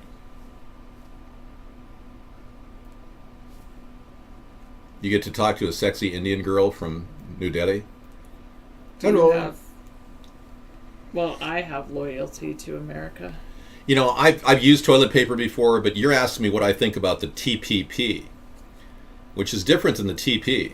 This is the Trans-Pacific Partnership you're referring to, which is like toilet paper. The American people have been duped by NAFTA, CAFTA, and now TPP. It's a plan to give corporations even more money than they already have. Oh yeah. They're using their power over our controlled crony government right now, the two-party government, to milk as much money as they can into the future. They're securing their place in the sucking machine that's sucking your tax dollars into their mouth or into their pocketbook. The worst people are the ones that come here. Yeah, people who got it figured out at home don't pull stakes and move to a new country. Oh, really? Exactly. There is an echo. Yes, David will take your stench and convert it into... burn the methane and convert it into electricity. Absolutely. You'll have the opportunity to actually power your house with your own flatulence someday. I'm sure of it. It's just a matter of time before we fuse the full body contact robot that you'll be making love with to our biofuel system in your house. I mean, who knows and who cares? I'm joking. Okay, dictionary, Cambridge. This is funny. Click on that. And then click the little dot. Pennsylvania. Ah. Yeah. Pennsylvania is really the true pronunciation of Parmesan cheese. Pennsylvania. Wow, that's an echo. That was an echo.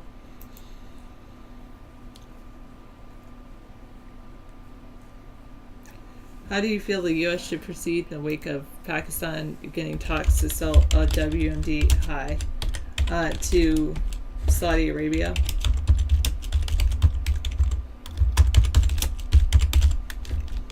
I would go with the religious freedom issue. How do you feel about the U.S. proceed in the wake of Pakistan beginning to talk selling a WMD to Saudi Arabia? Nothing we can do to stop them at this point. Yeah, we cannot control what Saudi Arabia does. They're an autonomous nation.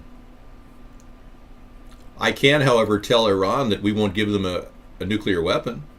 Like Obama's, the opposite of what Obama's doing. He's giving Iran a nuclear weapon in 1 year and 1 day. Why doesn't Barack Obama just send a nuclear weapon to Iran? Instead of sending them $50 billion, why doesn't he just give them a nuclear weapon? Yeah, that's what he's doing, ostensibly. Apparently none of you are concerned about Iran getting a nuclear weapon. Wow. Okay.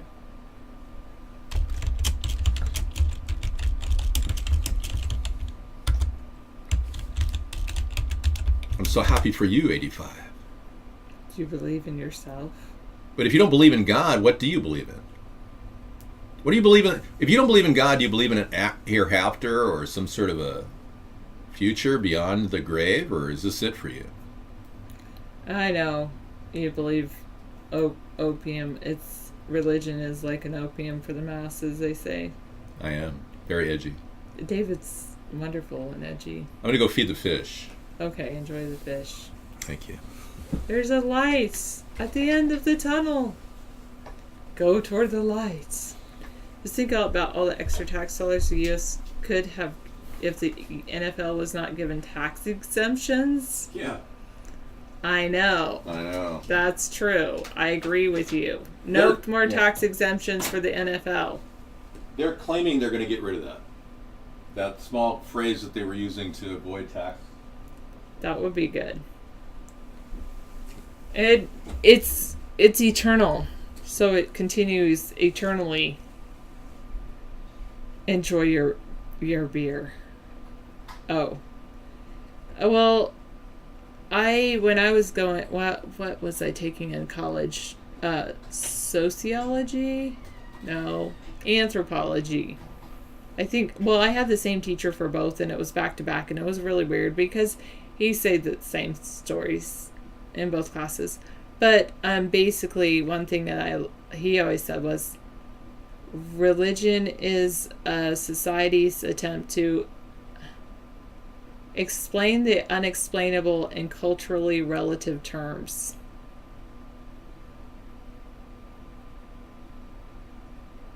Well, I'm always going to be with David. 2, 3, 5, 6. So that's that.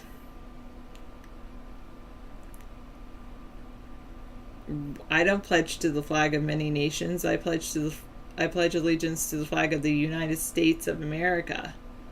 We call it many state. Well, it's the United States because at the time there were many different states within the United States, but they've become one country. I know I do deserve a great life experience, and I have a great life experience.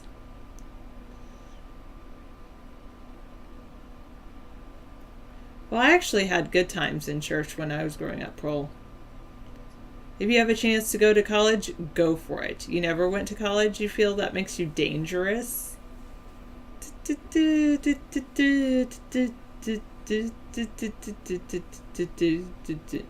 Alright. Hello, Bob. Or, I forgot your other name. I know it, but anyway. Oh, thank you. I know, there's... whatever. But you know you want that woman in the Lexus that you're looking at in Oregon. I know, I heard Obama finally has a Twitter account and I can't wait to take it from him. When I'm the POTUS. No, I've never honked my horn there. I don't think I've ever been there. Room service.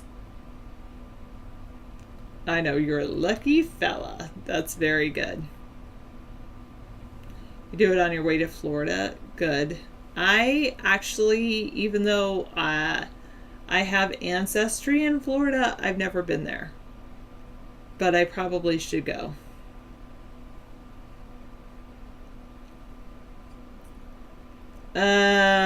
No, I don't want to do that. David could do that. Should tell him to do that. 5647.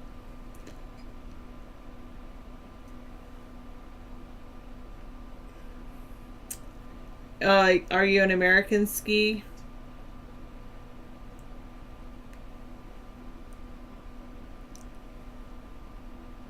Well, basically, yes, I know about the face-to-face interviews they require for people to get food stamps, and now they're just letting people give the interview on the phone.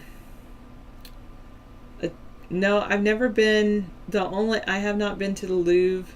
I have only been out of the country to go to Mexico, Tijuana and Rosarito. And I live so close to Canada, but I haven't been to that wonderful country. Well, because I live in wonderful America, and I've been to almost every continent, contiguous state.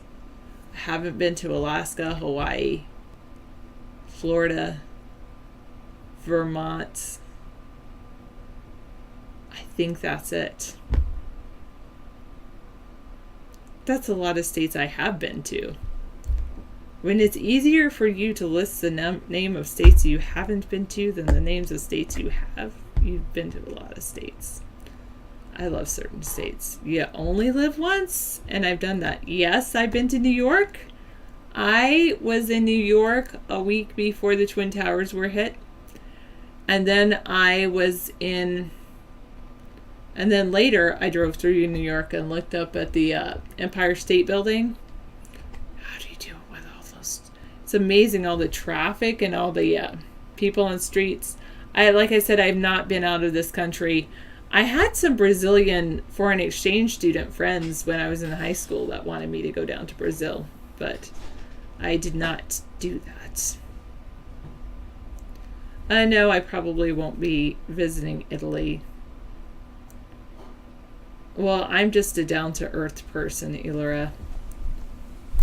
It all depends on who you ask, right? 6516, isn't it seems like it's... I'll let David answer that question.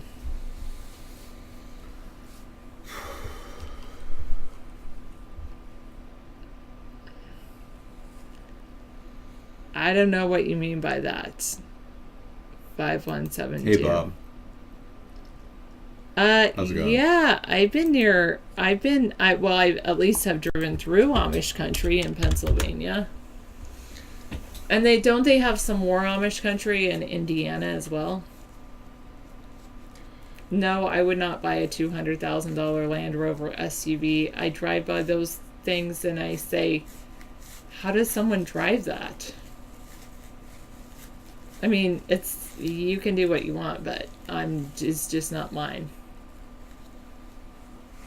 Exactly 4243. You were in Pensacola, and the amount of aircraft heading to Tampa was a trip. Were you talking about commercial jets or what? You talking about military jets? That's cool. Scree and 9067 live near each other. Oh, I've driven through Amish country in Pennsylvania. I love that area of the country. I love Pennsylvania. Don't worry about running out of money. I'm a pretty good saver. So, not for the time being. We're all trying to save a little bit here and there. I drive my Hyundai that's fully paid for and is almost 17 years old or something.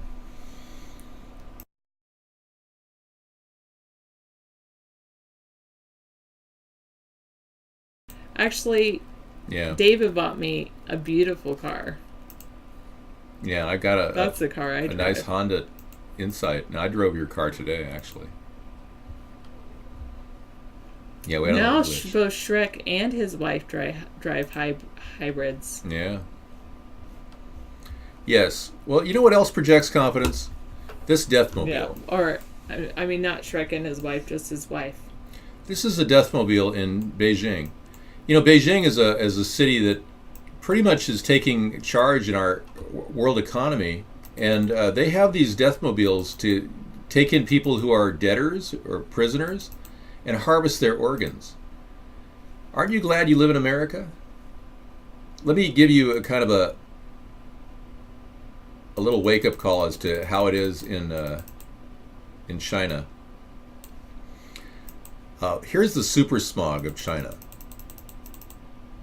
This is a day in the life of Beijing. Now, this is the country that is now the industrial leader of production around the world, China. This is their smog. This is what's happening. Oh, in the background, this gray. Yeah. That's their smog. That's their smog. This is a picture of somebody in the smog. He's wearing a mask. Yeah. And this is their death mobiles that they send people in, and they do this. They videotape the actual killing, lethal injection, and the harvesting of the organs because they believe that that's ethical, to kill people who are debtors. And this is what they're willing to do to their people, to produce garbage that our country is buying like crazy. Because we just can't get enough garbage at our dollar stores and our Walmarts. Yeah. So they're literally destroying the earth and killing their own people in these death mobiles so that you could have new Christmas tree ornaments on your tree. That's the world we live in, and how is a two-party system going to stop this from continuing? They bend over backwards to cater to trade with China. I mean, we gave First Nation trading status to China under Bill Clinton.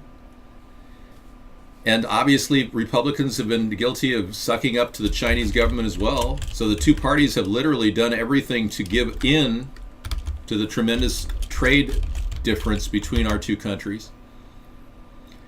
They don't buy enough of our grain in California. They don't buy enough rice. They've got limitations on the amount of rice that they'll buy. But they will take free rice that we give them yearly from California. Free rice comes in through a humanitarian relief program that we've orchestrated through the Peace Corps. Oh, we even give $7 million a year, your tax dollars, to the Peace Corps to train Chinese in speaking English. Meanwhile, they're the production leaders around the world. They're making the most money. They're richest people who are willing to let their own people live in this utter squalor of pollution so that they can come over here and gamble in our casinos and open up $100 bills out of their pockets and let them fly everywhere. Our nation, our two-party system is literally becoming the problem. I don't know if China will rise or collapse under the pressure. Their entire population may just die of cancer or be executed in these death mobiles. I don't know. But you have to understand our country is in a position where we can actually reverse this policy of open borders and free trade with other countries that are killing off the planet, and get back to a plan that's sensible, that will help our nation lead by example and show other nations that we can actually live in peace with the environment and do so effectively and still profit. Yeah. So we support a process called regionalism as opposed to globalism, and it's not the kind of regionalization or regionalism that Barack Obama supports. That's different. He's using my buzzword of regionalism now to frame his takeover of our local government. I don't support that at all. I support the idea of profit centers at a regional level so Americans can produce more here in America and we can export more. And we can become an industrial leader as well, which we seem to be ailing in in ways that I can't even describe. I mean, we aren't even funding our own business production here in America. We aren't creating built-to-last products for the world market. Our entire auto industry is the only thing holding that up, and that's even owned by Shanghai GM. Half or more than half of Shanghai GM has controlling interest in the General Motors Corporation. Mount's videos are getting a lot more exposure now that he claims he's an expert on Walmart being used as a logistics tool at the Army level. And there's a lot of people saying that he's completely off his rocker. Yeah, and the videos you're getting right now is his growing video base, which is all based on fear. And what's really concerning me about William Mount is he never mentions America's third party. Now, I've given him every opportunity to promote us. No, he does. He's gotten like 17,000 views in 1 month. Way more than we're getting. Anybody who appears wacky gets way more viewers than what we're doing, because what we're doing is trying to promote a political movement to stop the police state. Mount doesn't seem to support us. I've never heard him say one thing about America's Third Party on his videos. Yet we've given him ample time here on our show, and it's kind of amazing how he doesn't want to, pass that effort on to us. His Twitter account isn't big, but the reason why he's growing rapidly in the past 2 months is because of the concern about Jade Helm. Mount claims that he's an expert on Army logistics, and he's claiming in his video that he has witnessed Walmart being used back in 1985 when he was in the Army. I find that very, very hard to believe. My video was posted over it. Mount posted my name over it at that time, but it is no longer growing in any popularity because it's a different account. It's not the same account. It's not the same subscription. That's Dr. William B. Mount versus the new account that he created. Yeah, he doesn't have control over that account, and neither do I. Yeah, so people right now are thriving on fear. And people like Mount are going to definitely be part of the fear machine. And you'll see a lot of people promote BS stories about Jade Helm and make it sound real. We've seen Dabu 7 do that. Falsehoods parading around his truth. Even Businessman was exposing part of the Jade Helm event as well, or at least the Dabu 7 portion of it. A lot of people have, even Scissor Fight, he did a video on his channel that does more to discredit this entire fear-mongering that's going on. I'm upset about our government doing an operation as big as this, especially in lieu of the cost of this entire procedure, which we don't even know what the cost is because so many people are being bought off at a local level. Hey, no, I know Dr. Mount. I'm friends with Dr. Mount just simply because we've seen him and talked to him, but it's interesting how he doesn't want to endorse us right here, right now. When he's getting more hits now, this is the time to endorse a third party and make him stand out differently. So what I'm going to do is I'm going to call Dr. Mount. I have his phone number, and I'm going to call him and get him to start endorsing us and make this work for us. And he will. He will. He's always, in spirit, endorsed us, but now is the time to start pushing for a political change and using his platform to do it. And I'm going to urge him to do that. I'm about making the best of a situation. No, I like Dr. Mount. Don't get me wrong. I would talk to Bill in a second. I enjoy talking to him. I've spent a lot of time talking to Dr. Mount personally. He used to have me on the phone for 4 hours talking about the entire world. There was a big oil spill at Refugio Beach. Oh, yeah, that's the second one. The oil spill at Refugio is exactly why we shouldn't be doing oil drilling off the coast of California. Number one, the water is too active in the Pacific Ocean. Okay, if he said my name in the videos, then I'm good. Thank you, 906. Thank you. I'm going to call him tonight, I think, or tomorrow, and talk to him about it, because all I can do is help him help me and help me help him. But as far as his credibility on the Walmart story, I don't know. He claims that he was using Walmart back in 1985 in his logistics training manuals for the Army, and that's why his viewership's shot right up. Yeah, I know. And Dabu doesn't do anything. All his viewers send him the videos and intelligence that he pastes up on the show. And Dabu's making a lot of money. And a lot of these people are profiting on fear-mongering. Someone said you should tweet to Obama the blackface video link. Okay, yeah, I should. Okay. And I said, they told me to do it, and I said, I'm not going to do it. No, I'll do it, yeah. Well, anybody can tweet. Our affiliate can tweet the blackface video for us. So affiliate, if you're watching, please tweet the blackface video for me from your account. Thanks. That might help us immensely. It might. I don't know. Might not. Might help the guy that has the video. It's all good. I don't see how you could lose in a situation like this. That's why I built it. Look, I built a platform that can survive any censorship or attacks. And we're under a direct attack constantly on the internet. And you've got to believe in what I've done.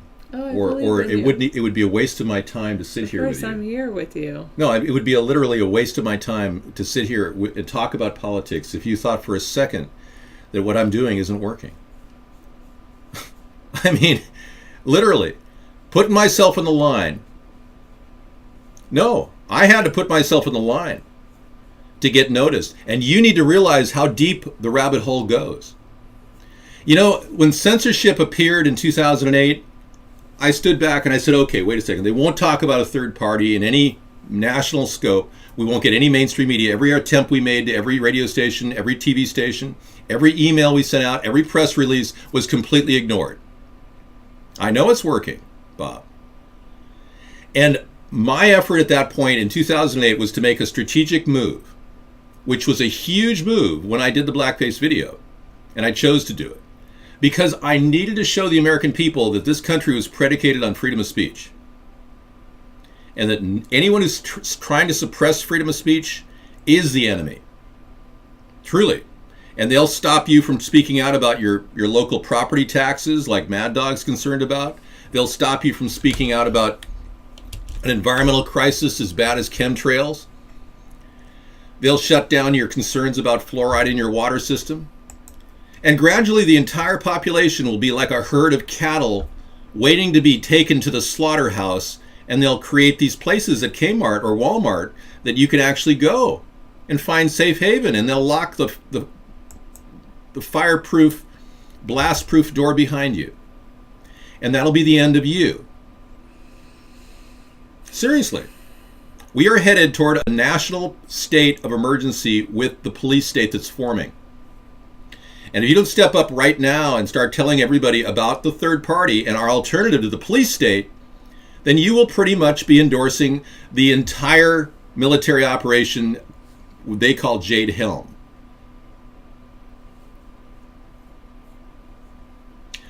Israel is a nation that's going to have to fess up to their nuclear weapons. You know, John F. Kennedy tried to make that happen, but Israel refused, and John F. Kennedy died. But Israel is going to have to come clean about their nuclear weapons if they are going to continue receiving financial support from the United States of America. If they do not sign the Nuclear Non-Proliferation Agreement, how can we possibly expect Iran to sign it? So yeah, we're going to need some changes on Israel's part, but once they get on board and admit that they have nuclear weapons, then we can go to the next step. It's not a major loss for Israel to admit that they have nuclear weapons. We're already protecting Iran. Obama's negotiated $50 billion, which could have easily be going to our bridges and our roadways.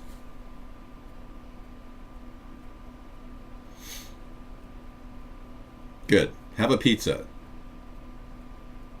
Well, the thought of spending your last days in Walmart behind a blast-proof door waiting to be exterminated doesn't sound like fun, does it? Now, I'm not saying Walmart has extermination centers, but their work with the Department of Homeland Security has now placed Walmart under the top secret category. So when you walk into Walmart, feel kind of proud. You're walking into a top secret facility that's watching your every movement, even taking pictures of your face and tracking your identity. And Costco's a better place to shop anyway. Thank you, Shrek. I wish they'd lower their membership fee to something average people could afford, like nothing. Why does Costco charge a membership fee? I mean, what a ridiculous choice.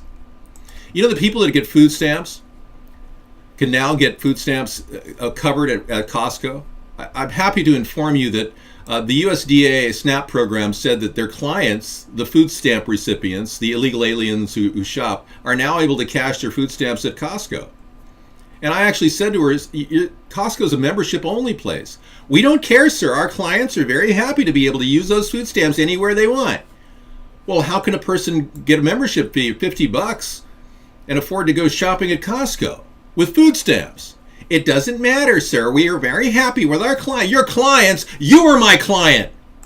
My tax dollars go paying your job, lady. That is pretty They're not cool. your clients. They're illegal aliens sacking all the money out of our taxes. You pay the fee. Hey, I like Costco. I'm glad that they're able to make money. But don't get me wrong, I don't want to have a free ride for any corporation in this country. And they're getting a free ride right now on the backs of food stamp recipients. So, hey, I say enlarge the food stamp numbers so that everybody's on food stamps, and you'll see our retail sector start percolating. Seriously. Goodbye. We have a couple people that just can't handle the sheer truth of our show.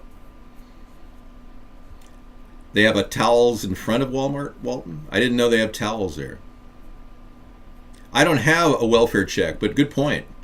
You could take $50 from your welfare check to purchase a Costco membership. Good point. You know, in Seattle, it's at $15 an hour, Bangalitis. We got a breaking story about a man whipping a student with a belt. Is that like free newscast worthy activity? I mean, this is. Can you want to watch this? No, I don't want to watch it. Sarah can't see it. I mean, you can watch it. We don't want to see corporal punishment right now, Scissor Fight. Thank you. Yeah, we're trying to keep this kind of on a nice level.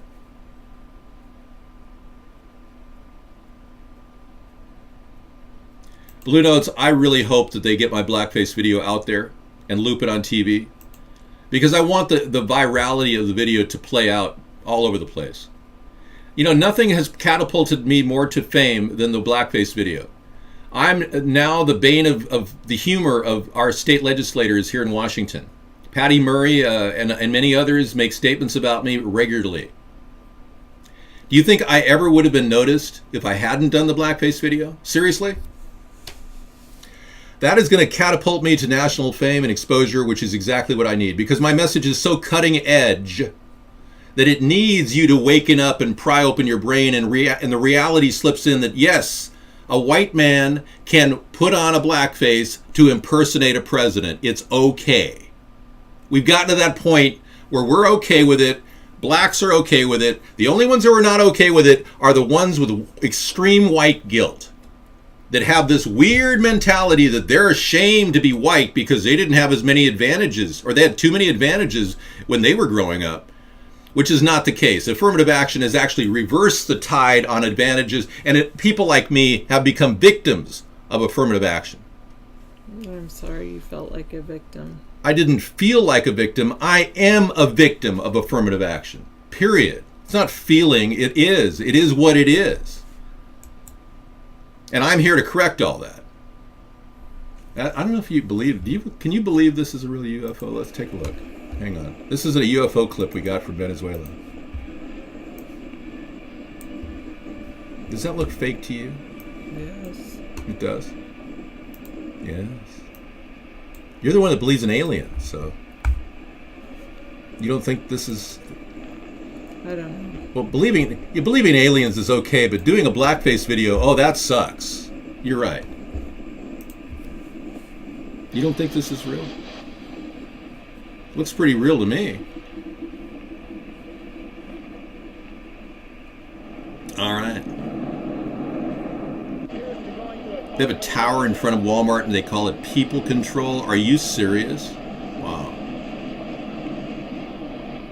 I have never been in Cancun. Do you recognize me from Cancun? I have never spent any time in any clubs in Cancun. No. It was the other guy that looks identical to me with a large appendage. This is real. Wow. This is really good. I mean, this could be real. Seriously. This was just taken in Venezuela on February 2nd, 2004. UFO attacks Venezuela. Stop right here. Stop right here. Josh? Downstairs. Come on. Come on. Josh! Scared to open them.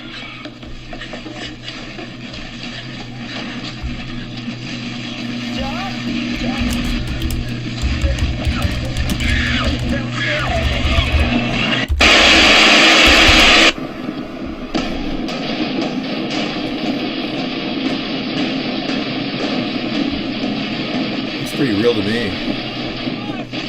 What do you think?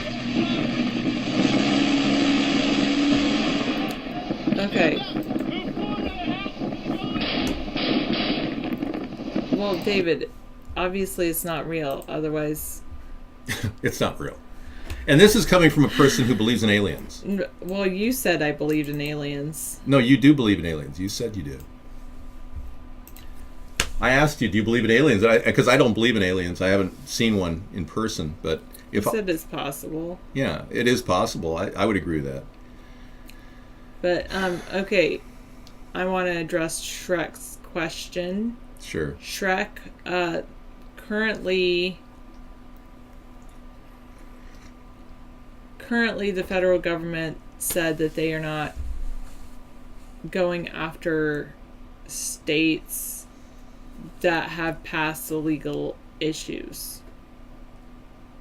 So if Costco applied and was approved for permits to be a retail outlet for marijuana sales, supposedly the federal government would not be targeting Costco.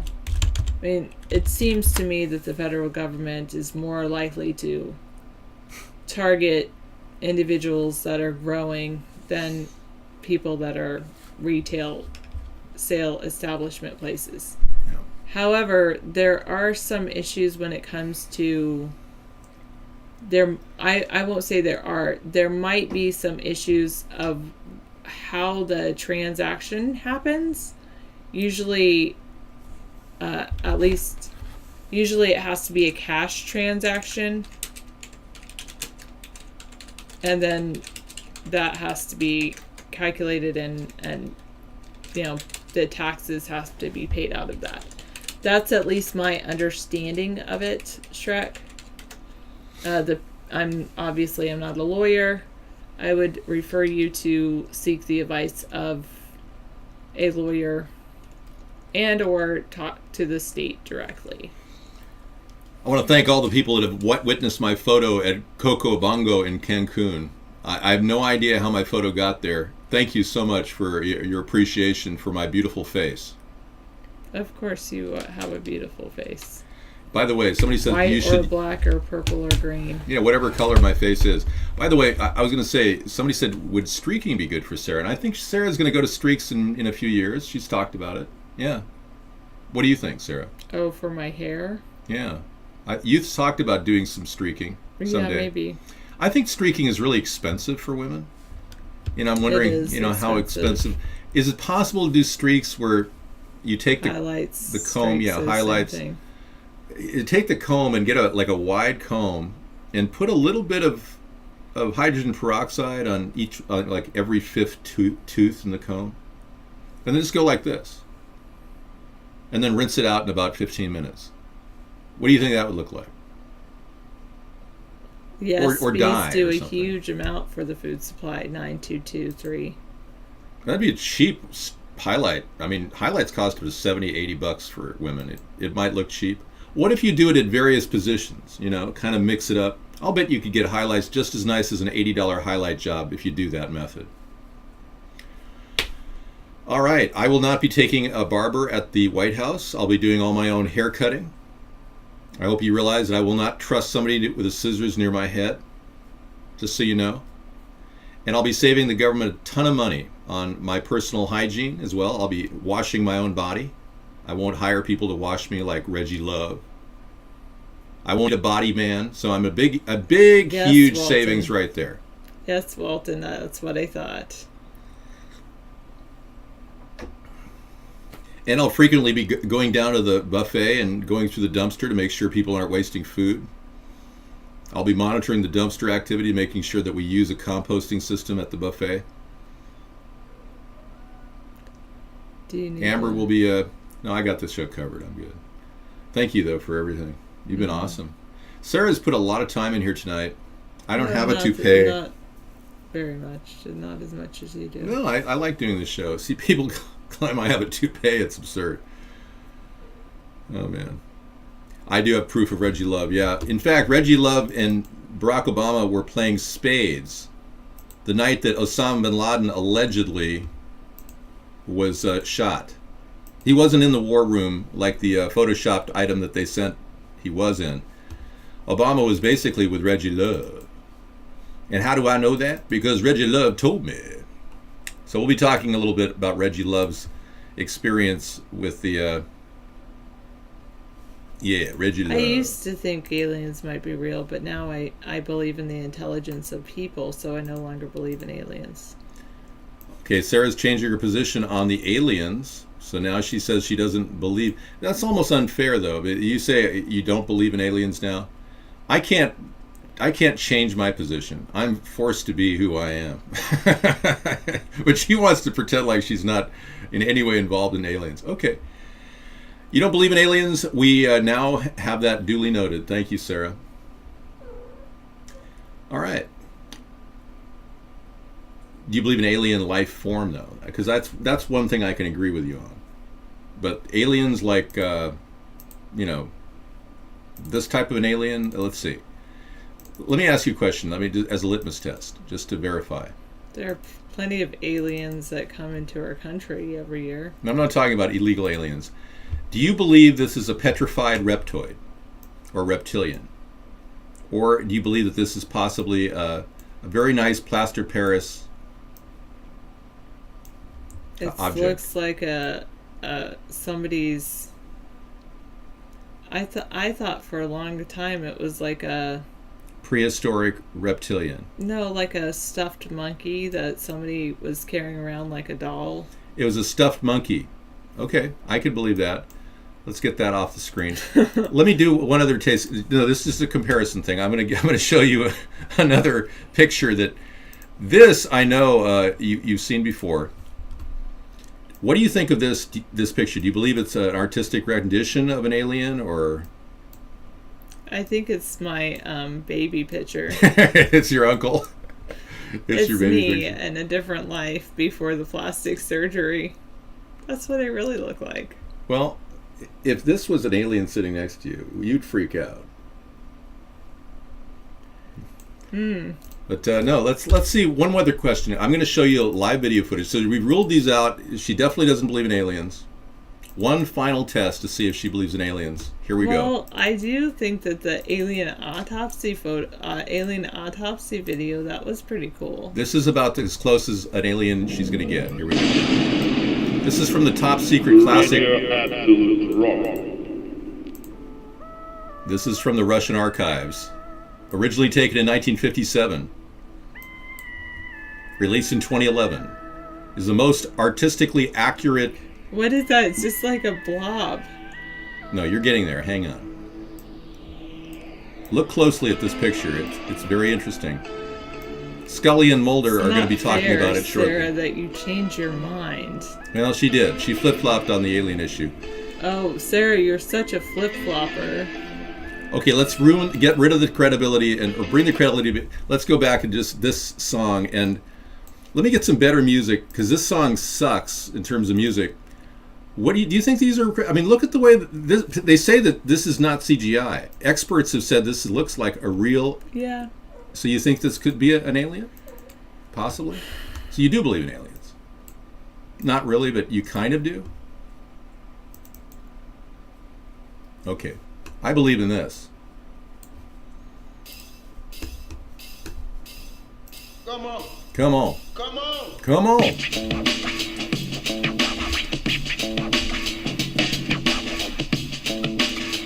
It looks pretty real to me. I can look like that. Gonna be okay. Gonna make my day. On my way. It's gonna be okay. Gonna make my day. On my way. It's gonna be okay. This is the music hour. What we For just this said. coming election year, please vote for David Sponheim. America's your party. Gonna be There okay. you go. I got a big head. See? There. That's what that is. It's just someone with a lot of hair, but white hair. and So that stuff. you're thinking this is an alien? Cheese, baby. No, I just think I am. Ah, I just think she is. I believe in For myself. this coming election year, please vote for Isn't that a great David hairdo? Sponheim. America's your party. Gonna be okay. I don't think there's anyone quite with this kind of hairdo. It's an Everybody's amazing got hairdo. It's a great hairdo. I love it. Gotta snap. I should snap my hairdo, huh? What is this again? The whip? Yeah, the whip.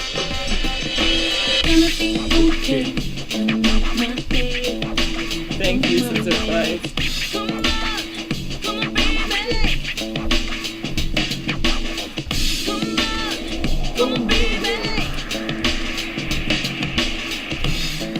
David Sponheim, for president. Thank you very much, Scissor Fight. That was awesome. I sometimes like to talk about things in a fun way, but I think we're done with the alien issue. Let's get back to the campaign. Can we get a different background, like just white, and then I could take a screen capture of myself with my awesome hairdo? Since you're the closest to Dave, could you please slap him no? She doesn't believe in corporal punishment. No. I think the hairdo's awesome. Yeah, that's why I asked for a white background. Could I do my my buzz cut at the same time? I like it. Okay.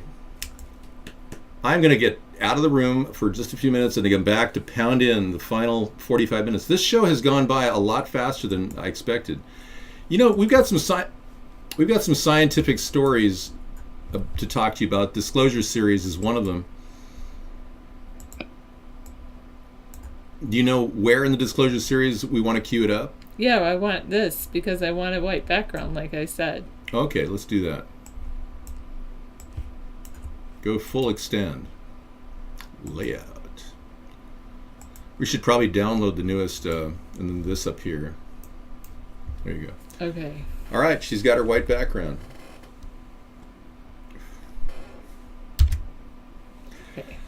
Okay, she has a lot of hair. She's talked about getting male pattern baldness, wants to get unbanned. Okay. Where are we going? Paint. Paint, okay. Some accessories. I see it. Okay, cool. It goes quick. I know. Having a great time goes quick. It's amazing. I have to go in here and crop what I need. Just save it for now. That's a good picture. All right, so we'll tweet that. Wow, I'll do a Palmolive commercial. I know. Is your hand soaking in dishwashing liquid, Marge? Is that dishwashing liquid, Marge? Right. You have your hand soaking in? No, it's Palmolive. I remember that commercial. It was hilarious. You guys don't even remember that. That's from the early 70s, late 60s. Scissor Fight, play this one. Okay, just a sec. I need a new one. It's gonna be okay. Really, I've got support from Banditos. Wow, amazing. I didn't know if the Cossacks were going to get in on this bidding war. What happened in Waco yesterday, or Sunday, was just incredibly tragic. And the more I hear about it, the more I'm beginning to believe that it could have been averted with a certain clarity of purpose. Yeah. If there wasn't a bad economy where there's a turf war over crystal meth cells right now, we wouldn't have major blowouts like this. If there were more parking spots at Twin Peaks in Waco, we wouldn't have had a huge argument over a parking spot by a leader of the Cossacks versus the Banditos. That's a funny haircut, man. I don't think I've ever seen a more funny haircut in my life. To all those people that criticize me for being so lucky to have Sarah in my life, they none of them realize that I take very good care of Sarah, and she's a wonderful beneficiary of a daily back rub. So I want all of you to know that. And David is too. I am too. And I urge all of you to have daily back rubs if you want to keep your relationship going. What do you mean they hate oil? I don't think they hate oil, 7280. I mean, we have a couple of oil refineries right up here in this great state of Washington. Yeah, oil and the city of Seattle are not separate. They're merged. We actually have an Exxon refinery here just north of us, north of Seattle. Yeah, Sarah does like me. She loves me, and I love Sarah. So just back off, way off. Yeah. Okay, Sarah, City Council protesting the oil platform. Where have you been? City Council has a complete confusion going on. I haven't been in Seattle City Council meetings. I did luck out with Sarah. But I must tell Where you, have I not been? City Council meetings in Seattle is more like the dumb leading the deaf, leading the blind. It's not exactly a right place for intelligence. Most of the people in government today have a substandard intelligence and are unable to actually cut the budget. You tell him, Marge. Walmart closing stores remains a prodigious retailer with nearly $500 billion in sales, making it America's. It's certainly not going away, but growth is painfully slow and could very well stay that way. Same-store sales drew compared with two. Are you a member of the Walmart family? Are you the Walton family in here as a guest 922? It sounds like you're like endorsing Walmart here. Are you being paid to come in here and spam? Wow. Oh, the commercial. Sorry, I forgot. It's gonna be okay. Gonna be some Palmolive dish soap. Oh yeah. Now you never saw this, did you? This is the commercial we all grew up with. Become a manicurist? All the usual reasons: romance, adventure, money, thirst for power. And when I see your hands, I wish I were a nurse. Dishwashing, man. We tried Palmolive dishwashing liquid. Softens your hands while you do the dishes.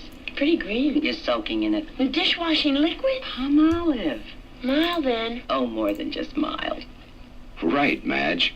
Palmolive suds last, from the first glass to the last greasy casserole. And it softens hands while you do dishes. Madge, that Palmolive liquid of yours, I'm simply in love with it. What, does your husband know about this? Wow. They turned Palmolive into a sexy sex aid in making your soft hands more inviting.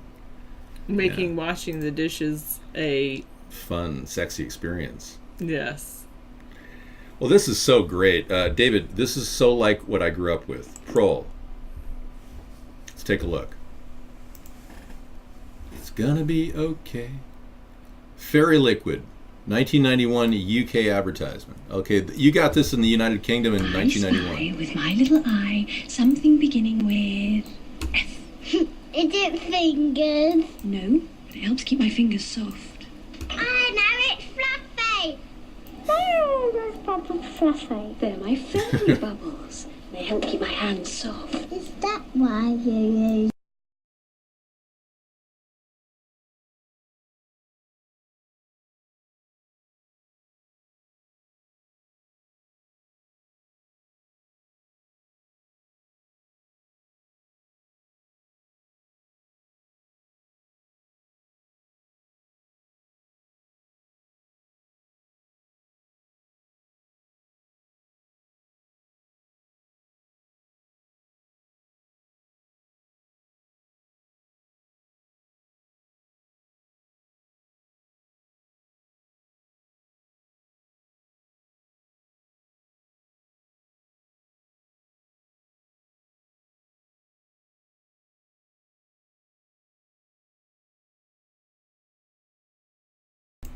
Okay, we just had a story that came in. Thank you.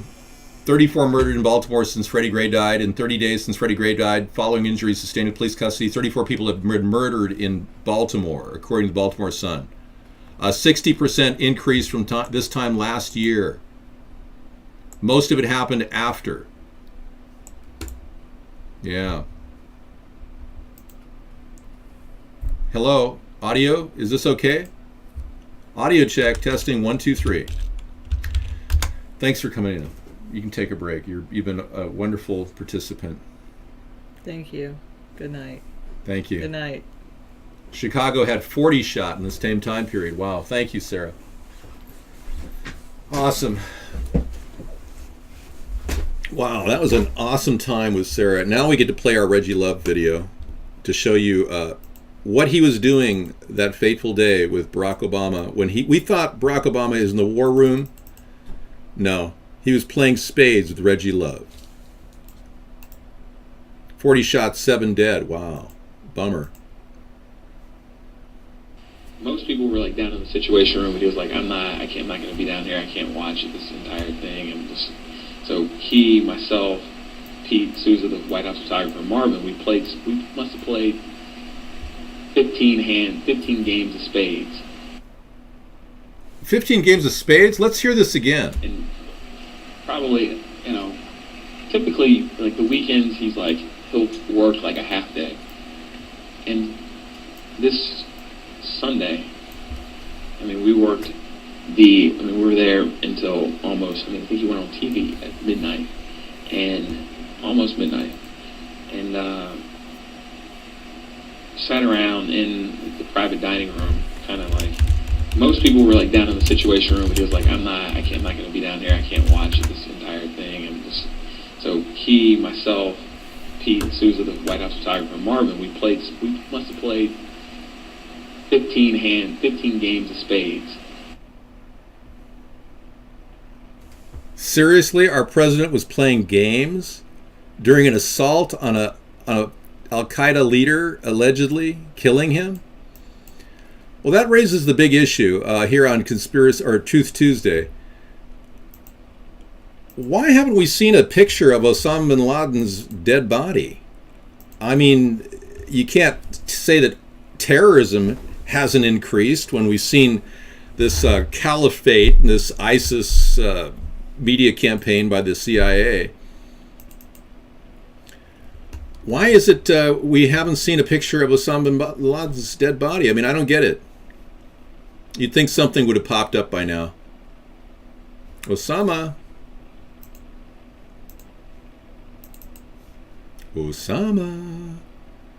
Surely there's something out there. Maybe a photo of him floating in the water. We didn't even get a floating picture. It would hurt someone's feelings. Do you believe that garbage? The SEALs did not actually shoot Osama bin Laden. He died in 2001. Every video after 2001 was not credible. Here are some of the muggers in the Waco shooting. Thanks, Shrek. Another mugging story. Wow. We got a lot of criminals. We're looking at a lot of people with some serious actions going on here. Big time bikers. You see them, they drive by on the freeway, see dozens of mugshots from the... You recognize any of these people? So we get to see pictures, and you think they didn't lie to you about Abbottabad? Yeah. Sarah actually met...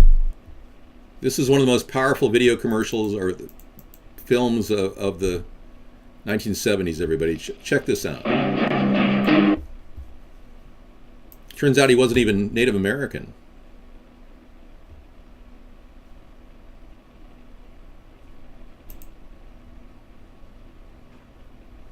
Oh. So much for...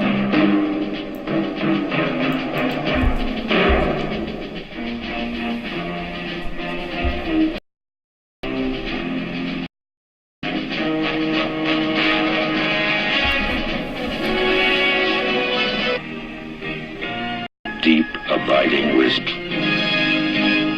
People start pollution. People can stop it. Wow. Great video. You say shoot them? Why would you say that? We're not gonna... I never sued my sister. No, that's a lie.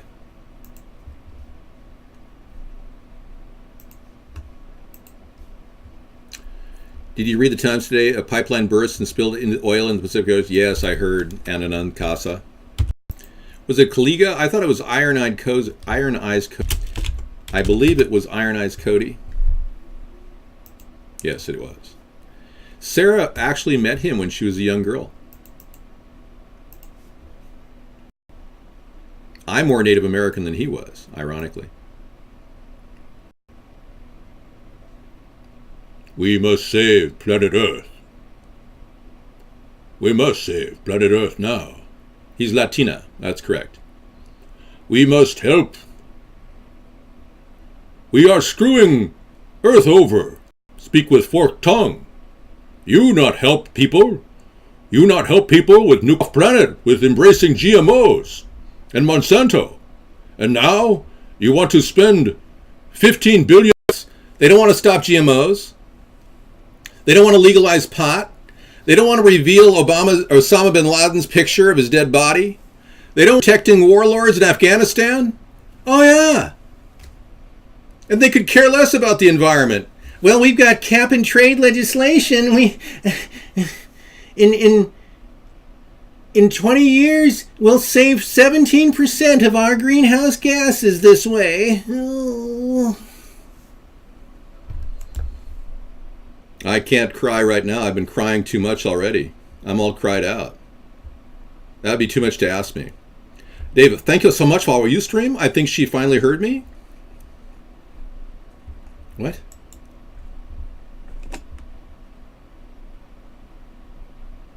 God, what an idiot. My God. What's going on here? Oh my God. Oh. We've got this stalker that keeps coming up on our show, and it's just unbelievable. I mean, he keeps popping up everywhere. All right, so yeah, we are way different than the two parties, I assure you. And we're right in the center of the political spectrum. That's what makes this nation, wonderful. Only trades overseas. They want to have service jobs performed in New Delhi. The General Electric CEO, Jeffrey Immelt, was Barack Obama here in America. Yeah. See, General Electric, they've worked more power than you would ever imagine. And they don't care about American jobs. They care about profit. General Electric cares about profit. New Delhi is a sandwich shop? Yeah, I bet.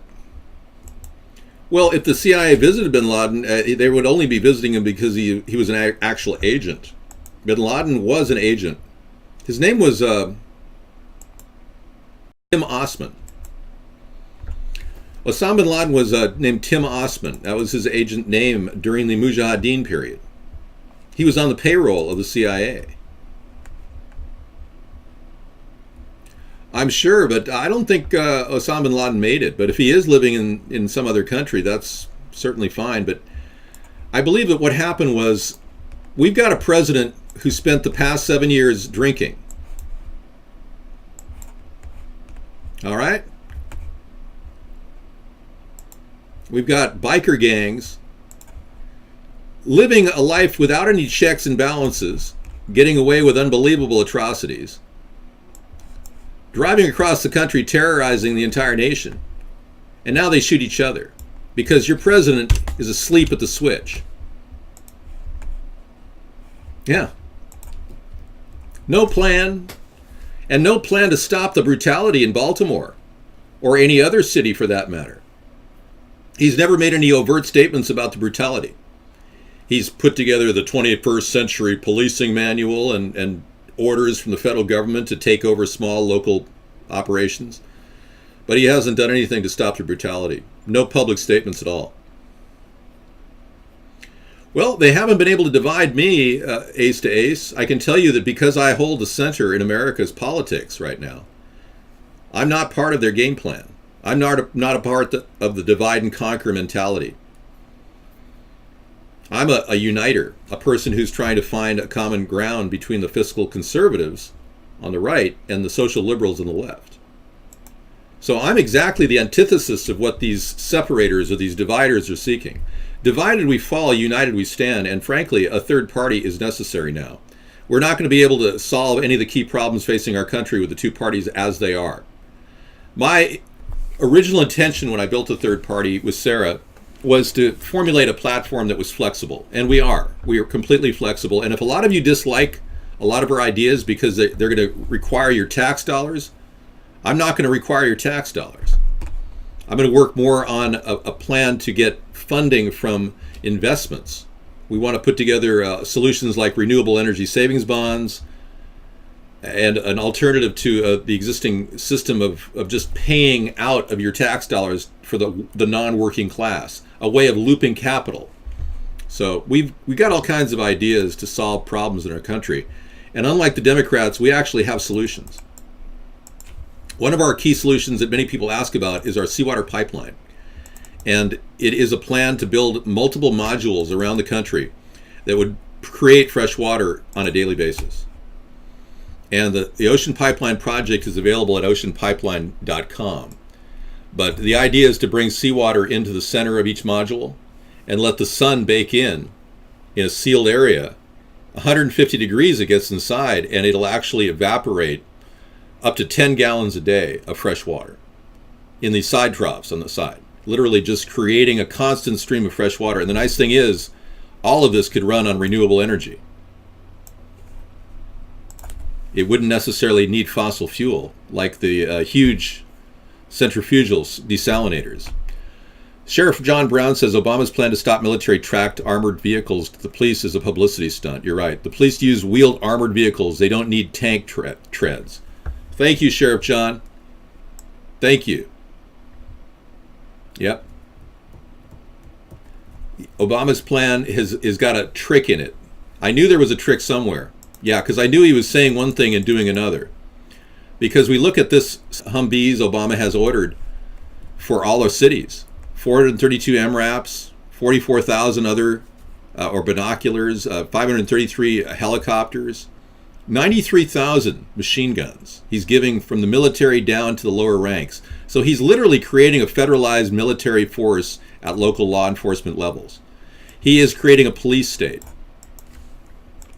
And the Democrats cannot come up with something as brilliant as the Ocean Pipeline project because they just want to side with corporations like Solyndra and drain your tax dollars into some private coffer.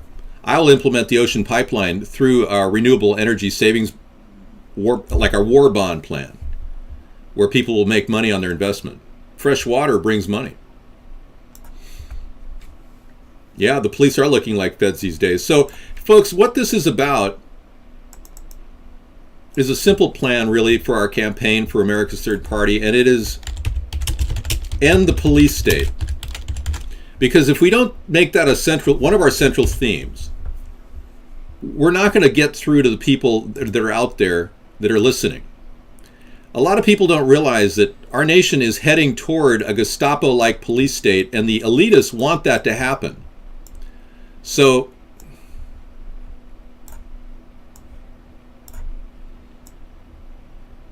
it's a central plan for America's Third Party to do this, to minimize the presence of the forces in our country, to make the street cops seamless, like they don't exist, and nobody with speed guns harassing you. You're not doing anything bad when you drive 5 miles per hour over the speed limit. There's no harm done. Obama is secretly controlled by the CIA. Yeah, we know that to be pretty factual at this point. It's pretty obvious your president's been co-opted. And those of you who did vote for him in the previous elections, I forgive you. Okay? You believed everything he said. It's not your fault that you believed in somebody. So don't hate yourself for that.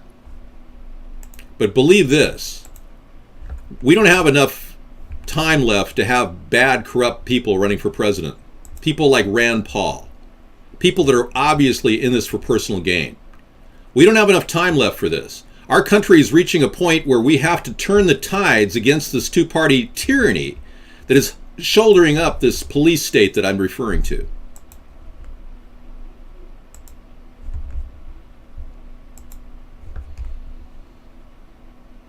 Okay, we don't take that. Thank you.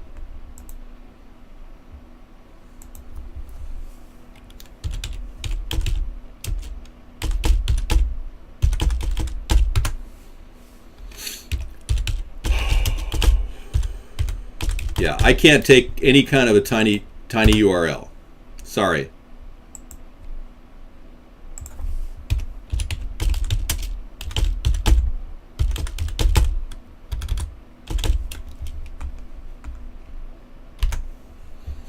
Thank you.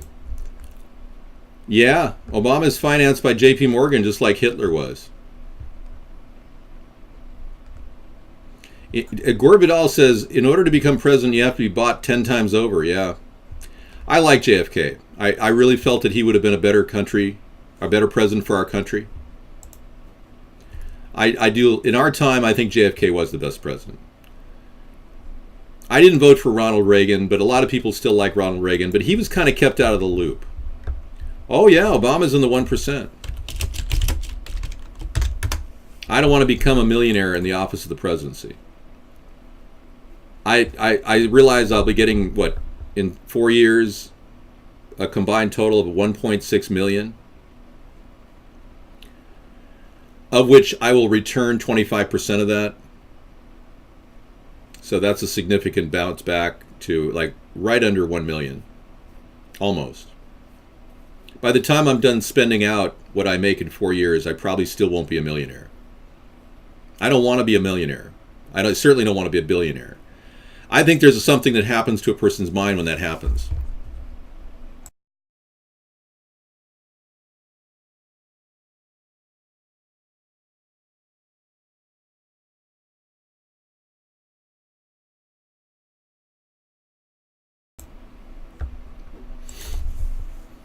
I didn't vote for Ronald Reagan. I voted for Jimmy Carter. I thought that Jimmy Carter would have made a better environmental president than Ronald Reagan. But I do have concern about him lusting after Playboy magazine and being very angry about racism. Well, when Ronald Reagan came into the American lexicon, our nation began to feel proud again, knowing that this actor, who was reading off a script, could somehow captivate the American people. But I don't really want to fall into the gap of being the Ronald Reagan guy, because he didn't really manage the country directly. Don Regan did most of his hard work in the field, and he was the guy that orchestrated the Iran-Contra exchange. Donald Regan, his chief of staff. President Ford has all kinds of weird stories about President Ford. Yeah. There's some bizarre stories other than the fact of him tripping out of doors. There are people that have come forth talking about their act in the Illuminati that made Gerald Ford look like a pedophile. Yeah, so I can't verify the words of some woman who was in the Illuminati sex cult. But there are people who have gone public about how they felt that he molested them. Yeah. I'll just say that. But you know, he's dead. He can't defend himself. What I do know about Gerald Ford is he was the final vote in the Warren Commission report that sealed the deal on the JFK investigation. JFK was, the investigation and the Warren Commission report was, in my opinion, extremely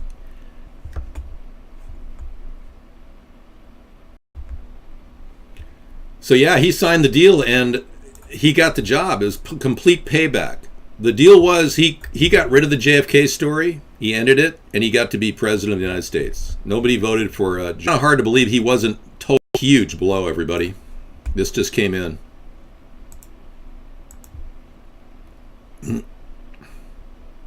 Yeah, let's take a look, see what this is. Thanks. This is from Fortune.com. Tesla was just dealt another when he was young. The ad specifically said if you'd like to enter politics and are willing to do things for money, throw your not a crook. It'd be a terrible blow.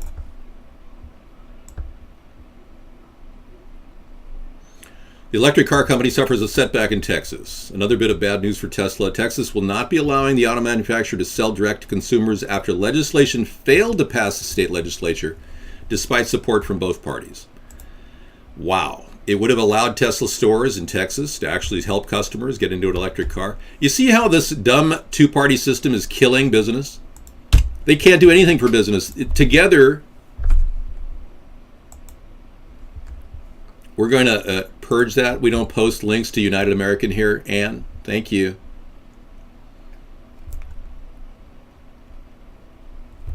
Well, I'm not a politician then. I guess I'm not qualified to become a politician because I'm not a liar.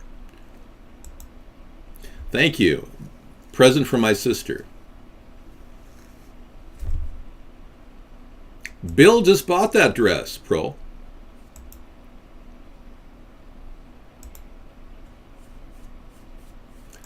You know, Bill basically is all the things people are accusing him of.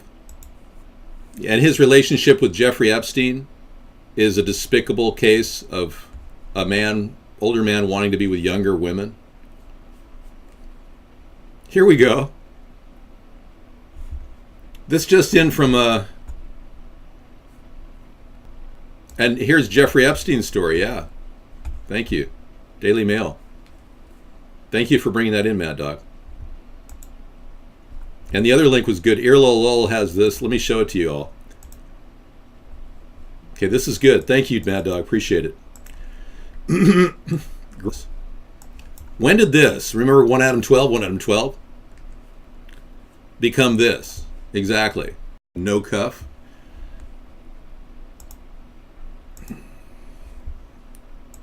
Bill Clinton identified in a lawsuit against his former friend and pedophile Jeffrey Epstein, who had regular orgies at his Caribbean compound that the president visited multiple times. This is the story that could destroy Hillary Clinton. For soliciting underage trips to Epstein's private island, where he even invited her to Chelsea's wedding. They come as friends, now fear that if Hillary Clinton runs for president, include Prince Andrew, no ability whatsoever. They'll do it right out in the open. Yeah, Prince Andrew, too busy getting around the Constitution. Pack normal, sleep well. David Vaughn, in order to post a link there, the better. And the Bill Clinton Epstein scandal has pretty much avoided any direct contact with the public in America. I love the fact that Canadians feel more safe in their country. 90% of Canadians. David, did you this? But I don't know exactly which one. What do you call the name of your tie? It's called a Perry Ellis portfolio tie. Perry Ellis. I really like dressing in Calvin Klein and Perry Ellis lately because those are the only kind of clothes that really feel comfortable on me. I've yet to find that Armani doesn't really have an outlet.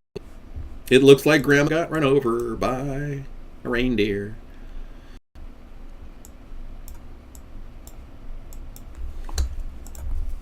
I still have that. Yes, a polo. It's not a members only jacket. It was a Ralph Lauren, or no, it was a polo. It was a Pierre Cardin, yeah, from 1980. I still have it. It's in mint condition. Somebody said I look like a knight, David. Thank you. I'm glad. I'm glad you had fun. Company, but you know, this might be some silver lining in the dark cloud that has affected his company. Best, you know, how many times retail outlets? I mean, people who think, "Hello, Morgoth." Wow. North.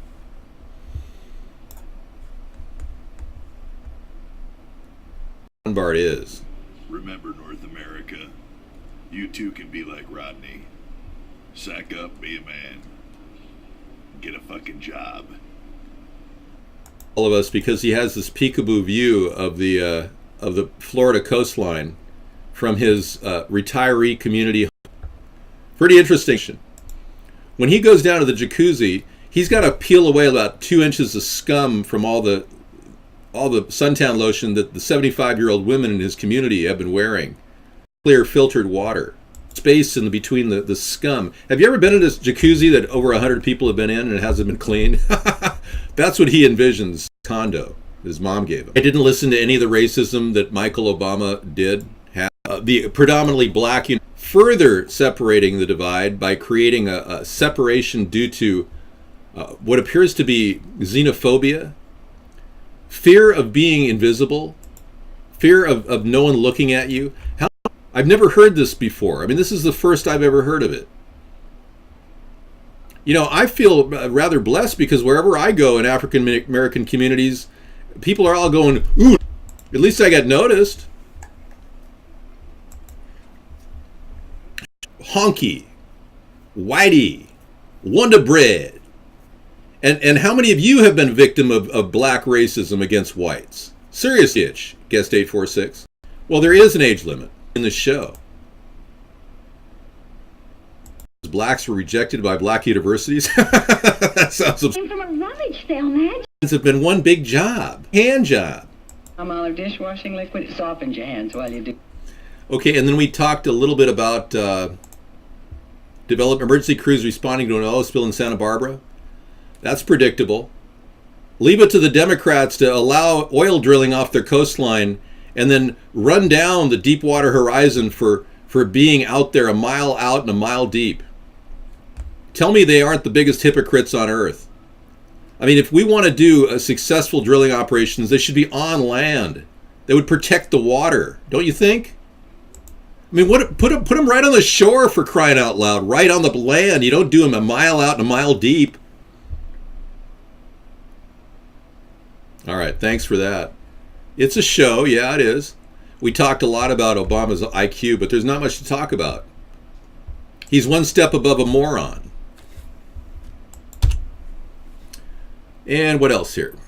Freedom Outpost. Oh, yeah. This is a story we haven't profiled yet, and I thought I'd give this. Blacklisted News says the truth about Benghazi is finally starting to see the light. Wow. If only I could read the fine print. As we theorized in several articles, the Obama administration was involved in an international fast and furious by trafficking arms through Benghazi into Syria. Today, that theory has been confirmed. Newly released documents show the U.S. intelligence agencies were fully aware that weapons were moving from the Islamic terror stronghold in Libya to Syria before the attack on the Benghazi compound. Wow, this is a huge indictment, everybody. This is the story. This is the smoking gun that'll basically put the Hillary campaign to rest. Thank you very much. And here's the link if you haven't seen it from Blacklisted News. Thank you. It doesn't take a lot of money to purify water. It's cheap. Morgoth, I told you, you were kicked from the room earlier. It's time for you to go. I didn't know everyone was gay. Yeah, this Benghazi story is going to bubble and percolate for some time. A Defense Department document from the Defense Intelligence Agency, DIA, dated September 12, 2012, the day after the Benghazi attack, details the attack on the compound had been carefully planned by the Bokhar terrorist group to kill as many Americans as possible. The document was then sent to Secretary of State Hillary Clinton, then Defense Secretary Leon Panetta, the Joint Chiefs of Staff, and the Obama White House National Security Council. The heavily redacted Defense Department information report says the attack on the Benghazi facility was planned and executed by the brigades of the captive Omar Abdul Rahman, Bokhar. I don't even believe that story. Because one day after the Benghazi attack, Hillary Clinton pulled MEK from the list of known terrorist organizations. MEK, that infamous group that was co-opted with the CIA back in the 1970s. She uses that day, the day after Chris Stevens died and Obama said, well, that's just a bump on the road. She used that day to release the MEK from the list of known. That sounds like payback to me. More than likely to me that the MEK was involved in that entire operation. Why were there 31 CIA agents on the ground in Benghazi the day that Chris Stevens died? You tell me. And those emails were not deleted by accident. That's a lie. This woman is covering her tracks, and she is basically the problem. You've got the worst possible candidates running for president right now in the mainstream media. You've got unbelievable choices. I don't even want to go there. It's just pathetic. It's absolutely pathetic. We got habitual liars like Hillary Clinton. Unbelievable. Hillary is the worst possible choice for the Democrats because the Democrats never felony, violating public disclosure laws, not releasing the email. This woman needs to spend some time in jail. And then on top of that, you got unbelievable U.S. citizen, a champion of the he said, manipulating children to win a primary is not cool. And having connections to Cuba, name brand or a smaller brand that is sold, will eat it. It's perfectly fine, and the government's making that very clear. I have Y2K food I'm opening up right now. 16 years old. Yeah. So this Benghazi thing could really be a major event. I mean, this story goes on Freedom Outpost.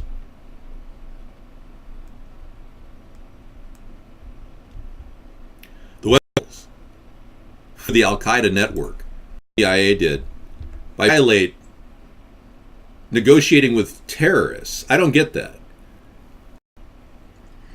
Of Marmite. Obama just made it even easier for freeloaders to get food. Personally, I just think that all U.S. food stamps, right now, if you want to get food stamps, face-to-face issue, no longer an issue. Well, frankly, the food stamp industry is worthless at this point. We're not making any money back. No, I don't think there's any difference. I think generic food is just as good as name brand food, personally. Don Tony was purged from our show. He can never call back again. Yeah. We don't take a call from anybody who refers to my... Everyone got food stamps. I could see this fact. All food is produced on it with a certain standard of excellence. But they could care less what older the food, the less radiation. Okay? So if you buy... You're going to eat less radiation that's been sprayed from the Fukushima disaster. No, I'm too proud to apply for food stamps. No way.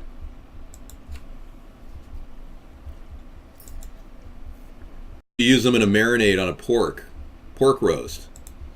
Doesn't matter what kind of pineapples you're going to marinate your pork roast in. They'll be scrumptious when you finish it. I don't want the government involved in my life. If the government said, hey, I get food that's ready to eat out of a plastic jar, microwavable, no Blue Notes, doesn't have any linger effects. And do I look like I'm perfectly normal? Right, Ellie? Well, you're running out of tuna because the Fukushima radiation is... Hi, everybody. It's me, Radiation Dave. There's nothing wrong with the microwave. It's temporary. It's temporary radiation. Well, let's be clear. Yeah, see, these shows can go on and on. I could easily watch my videos as it is.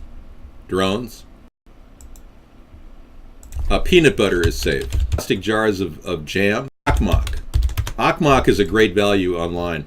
It's a product from, I believe, Sweden. If you can get the Akmak for under a bag. Yeah. I'm looking at 4 for $1 in their Fukushima. Yeah. I don't think this is a serious political show, and I'm not serious about running for president. You have no idea. I have problems of the devastation to our... most peanut butter is already basically the base root crop they give farmers to rotate whenever they want to get rid of the pesticides on their field. So if you're going to buy peanut butter, you're better off buying organic peanut butter. Sarah's degree is in teaching, education. Creamy Jif is the best, I think. Yeah, and they make a low sodium version. I peeled through one jar of low sodium Jif the other day. You literally just heard of me. What is your plan to save the planet? Thank you for coming in, 6410. Well, we've got a lot of great ideas, and Thursday is our best night to watch us about the planet because we talk about all our renewable energies solutions. But I'll give you a kind of, God, I can't believe I have to fix to the drought in California is to produce modules. The grapevine close to the ocean could be populated with these modules, all largely expensive to produce, these desalination modules. Smart Balance is non-GMO. Okay. Good to know. Great. Well, I'm going to be buying Smart Balance peanut butter. Thank you, buddy. Well, these modules, let me explain, can be connected and linked together, and I'll show you how. That can go on day and night. It's just water evaporating into the inside of this circular chamber. These units, using modern technology, uses the seawater, using renewable energy systems last here, and the back end of the units are connected to, on the side can be linked to. Really? All right, so that's a simple idea we talk about on our Thursday. No, it conforms to the landscape. These will be plan on developing a. You can look at the pipeline. We'll be able to raise shrimp, clams, mussels, all kinds of fun stuff coming. And the it's going to be a wonderful. Earthquakes, these interruptions. To meet these challenges, the Discovery unveiled a revolutionary. The Mobile Telemedicine Vehicle, or MTV, is the next generation of alternative response vehicles. It is designed to respond to unique emergency and disaster situations. In a disaster, patients can be cut off from hospital and other. The MTV brings the expertise of a critical care medical center to anywhere in the country. The Mobile Telemedicine Vehicle is a one-of-a-kind vehicle built specifically and Unicat of Germany. Automated pharmacy, ultimately provide a huge. We have a plan to get the book, Hybrid Capitalism, that I'm referring to. A lot of our ideas come from our book. We have a 200-page book we wrote. That I have a plan so we could build barges that will provide desalination and at the same time clean water. So this is an idea in our book, a pyramidal type structure using passive desalination and point absorbers and rotation kinetic generating devices that actually rotate in the water that will power up electricity tethered to the land. So we'll be able to push fresh water and electricity to the land. But we'll also be able to clean the ocean at the same time, because a lot of these units will have filtration systems that will be able to pull any ambient plastic out of the water. But this is just one of many ideas. There's a lot of other ideas out there that could be utilized. Desalination won't be very expensive in the long run, Patriot Jaybird. It's expensive now because it's fossil fuel based. Our systems don't require any fossil fuel whatsoever. Well, that's how we're going to fix the broken medical system, Guest 594, is these low-cost mobile medical units. I anticipate using a portion of the Veterans Superfund that was created in 2007 of $135 billion. There's still money left there. We'll be able to use that to build the mobile medical units. And in 1 year, we can have 200 deployed in 200 cities in America. So I can pretty much get this thing up and running by the end of 2017. I was good at everything. There wasn't one subject I couldn't conquer. The power of Patriot Jaybird will be automatic systems that are powered up by solar power. They make solar pumps right now. Solar water pumps are out there. There's all kinds of choices to go from. I mean, you got 12 in good music theory. I'm an excellent audio editor. This is northern wind, sun, electricity from the sun, well developed already. They carry solar water, the seawater pipeline. They use these in Africa. Tuna will last for, I've got tuna from 1996 tuna that I could, albacore, that I can animal waste and transport into drinking water. We can't just sell a tremendous amount of water for these people. It's too costly. Solar ovens.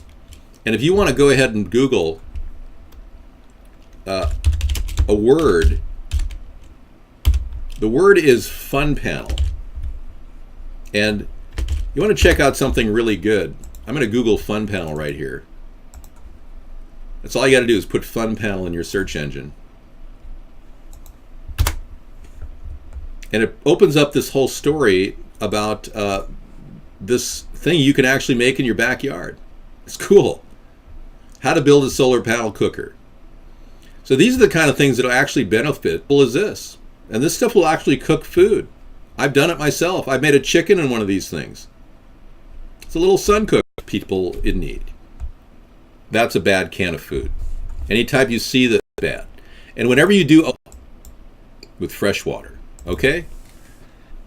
We've had a bunch of can be bad, but I'm purchasing Dent canned food right now. I mean, the savings is extraordinary. I only buy dented cans at Fred Meyer out here. They have like 50-cent cans that would normally be $1.50. Oh, it's like radar, but it's dealdar. Volume of food for the price. Yeah. No, I don't extreme coupon. That's wasteful. To get a hang for this, you know, if you buy coupons and get an extreme coupon, I think people that are extreme coupon open up, make tuna salad from a can from 1996. That would be fun. You're on camera. I like you. Have some money. Okay, I'll try to pull that can of tuna. Sure. Prepare the pasta in advance. Pour it on diced onion, drain the water and let it sit, and then add your can of salmon. Non-fat yogurt or non-fat a little bit. Otherwise, it's too mayonnaisey. And you, when cooking with seaweed, yeah, and salmon is really good for you. You know, I for what's coming, because we're seeing the death of our Pacific Ocean, our beloved. One single word about, except for when it happened. Well, thank you, Patriot. A lot of you, not a personal issue for me. Else can. Let's grab your ankles, America, because we're going to get screwed hard by the know that. And what we've seen with Jade Helm and the rise of the power of the system, we've seen a lot of people online profiting from it. They literally are making money on these fearmonger videos, where you see people pasting stuff from 2 or 3 years ago, pretending like it's current, and they grab pictures off the internet and act like it's all vital information you have to see. And unlike them, I actually am proposing a third party, a plan for legalization, a plan to get our troops home and to end the Federal Reserve share for our country. I mean, how can this nation possibly not want something different after 8 years of Bush and soon to be 8 years of Obama?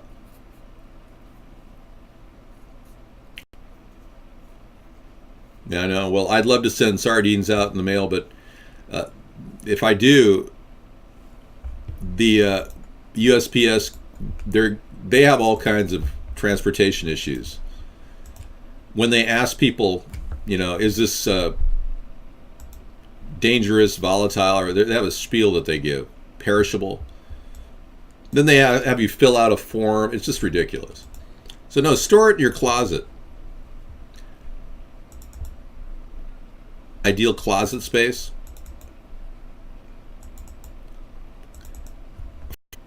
I would choose this closet. Have in these drawers that pull. You'd want to put the heaviest at the bottom, so you're going to put your cans at the bottom. As you go up to the next level right here, you're going to want to put your jams and your peanut butter. And on the top of your level, your lightest thing is going to be your seaweed and your spices, your ramen, things like that. And no, you're and get your good, valuable pot. I ordered some really, opened the thing up and we started eating it. I don't mind giving them a reference because they're really good. But I started to get some, because it was mildew. And I said, Sarah, this does not look good. This is a 20 bag. That. So I immediately, sent a sample to the company, and they got me a refund, got me another entire container for free. Iodine is key to preventing radiation damage to your thyroid. No, you won't get diarrhea from this Dulce. It's called Dulce. It's made up in Grand Manan, New Brunswick. And it's fantastic. It's protected from radiation. Whereas a lot of the, you go to mainseacoastvegetables.com or something. Check it out. A lot of the seaweed coming out of the Korean peninsula right now, it's been harvested right after Fukushima. So, Dave, why do you buy this food? So I don't have to live with cancer of the thyroid and take on a huge financial responsibility, paying a hospital $15,000 a day to treat me. That's what I do.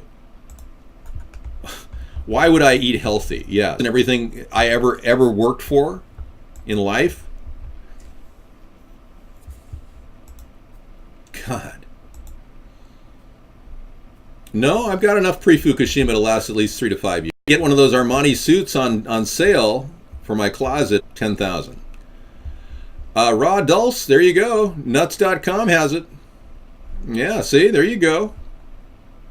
That's the stuff right there. 8 ounces, $18. Look at that. I can get you a pound for $25 at the other place. Are you with me? This is the product. That's 8 ounces at the nuts.com. Yeah, that's $18. A pound is like 25 of the really good stuff at Maine Seacoast Vegetables. So you get twice as much for 25. Ted Cruz is a turncoat, and we don't even know if he has alliances with Russia. His dad and his need a Cuban Canadian to run for president. We've already had a Kenyan who claims he's from Honolulu but can't prove it. Well, number one, he's on the tabs of AIPAC. Ted Cruz is. That automatically puts him as a turncoat to the Republican conservative movement. Frankly, AIPAC and the conservative movement are going to be at juggernaut lock heads pretty soon, because a lot of people are clued in on the danger of Zionism. So when a person like Ted Cruz gets endorsements from AIPAC, you got to wonder where that's going. I will not take money from AIPAC. No Superfund money at all for me from AIPAC. But I'm glad in a way that lying about the presidency, because he doesn't really have the kahunas to lead this nation. He's second-guessing himself all the time. But in a way, that's why he'd be perfect match for Hitlery. You know? Hitler said that societies, we must stop thinking of the individual and start thinking of... But didn't legalize marijuana? I mean, he really should get out of hypocrisy of being a communist or a socialist either. Zionists take over the world. There's a big difference. Rand Paul, in 2009, Rand Paul was asked, do you want to run for office? And Rand Paul said, no, I really don't want to. And somebody said, yeah, but your dad is like a congressman. I mean, why wouldn't you run? And then he's a senator in Kentucky. Now he wants to be president. He likes it so much. Yeah, this is Jeb. He's a very proud Bush. I don't have big, huge differences with Jeb, but he put his foot in his mouth recently, saying that he would turn to his brother on foreign policy, his brother George W. Bush, who put us in two wars, Iraq and Afghanistan. And then when asked why would he, he wouldn't do that. He wouldn't have had, under different circumstances, he wouldn't have started a war in Iraq. So in other words, he would listen to his brother who started a war in Iraq and Afghanistan on foreign policy issues, but he himself wouldn't have a war in Iraq. I mean, that's the most convoluted thought process I've ever heard. Dad, yes, I'll do it. I don't need butt buddies who are in bed with Barack Obama running for president. He can't run at all. He waddles. Medical advisor for Clinton and Bush said that it's not safe for him to run for president. He's a heart attack away from happening. So then you look at, Slick Willie. I mean, my God, there's so many of these people. They come out of the woodwork.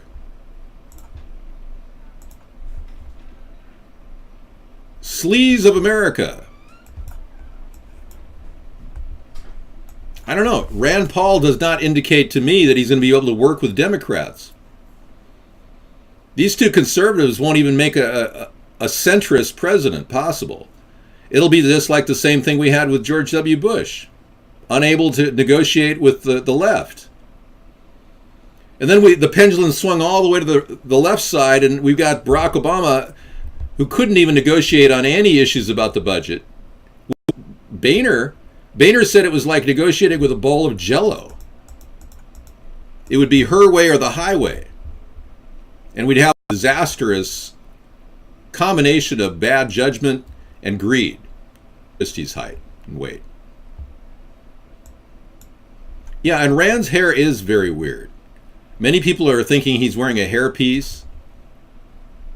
I don't know. It just looks to me like Hitler looks pretty funny there in that outfit, though. It's pretty cool. All right, so our choices are bleak. I wish more people like me were really running, who were willing to do what's necessary for this country out of an honest desire to help, as opposed to a greedy desire to pad your pocket.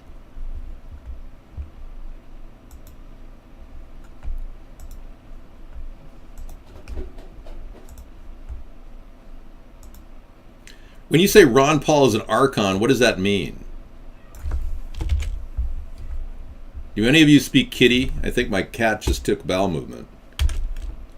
I think that's the sound of a bowel movement. That's the sound of a cat having a bowel movement.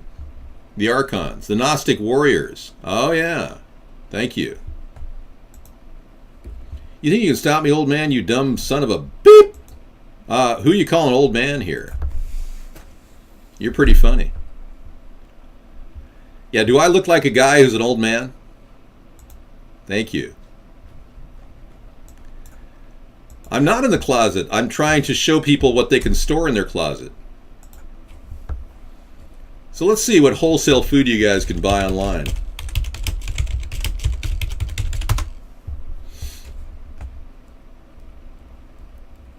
Yeah, did he get out of rehab? I heard Foxman went to rehab for his drug addiction. Oregano and Dulce, yeah. Enter the Matrix, Mr. Anderson. No, we're not doing that tonight. I'm pulling a lot of the humor out of our show. It'll come back, don't worry. There's a place you can buy bulk foods. I'm trying to find this. Box.com.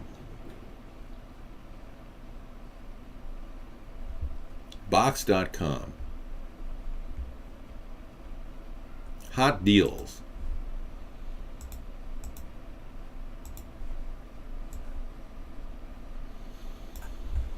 Okay. Oh, look at the stuff we got, everybody. Hot deals you can stick in your closet. At Box.com. Sriracha hot chili sauce.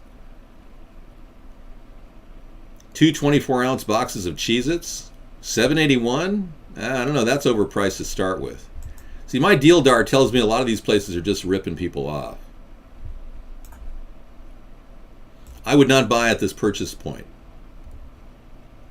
No, this place is too pricey. A 48-ounce chunk of peanut butter, that's what you pay at a store. Whatever. It's the Matrix, Mr. Anderson. Should I start the Matrix? Can we do the Matrix?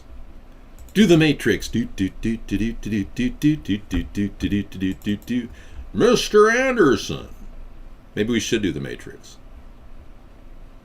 I need to end the show. It's essential.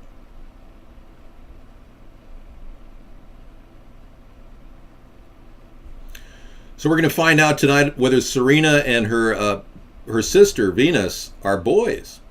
We have a person who believes there's irrefutable evidence that Serena and Venus are dudes. Mr. Anderson?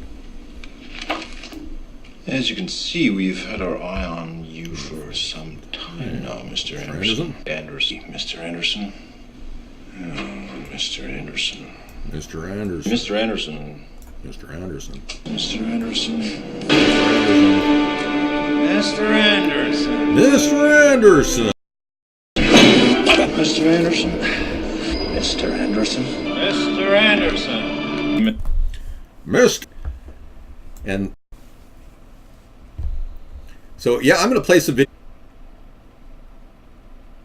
with the truth.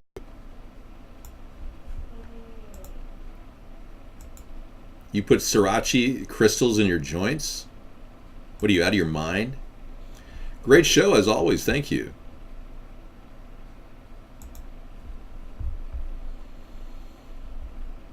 Ronald Reagan. Right. Reagan campaign message to minority voters, take 37. Count it off, Mr. President. 5, 6.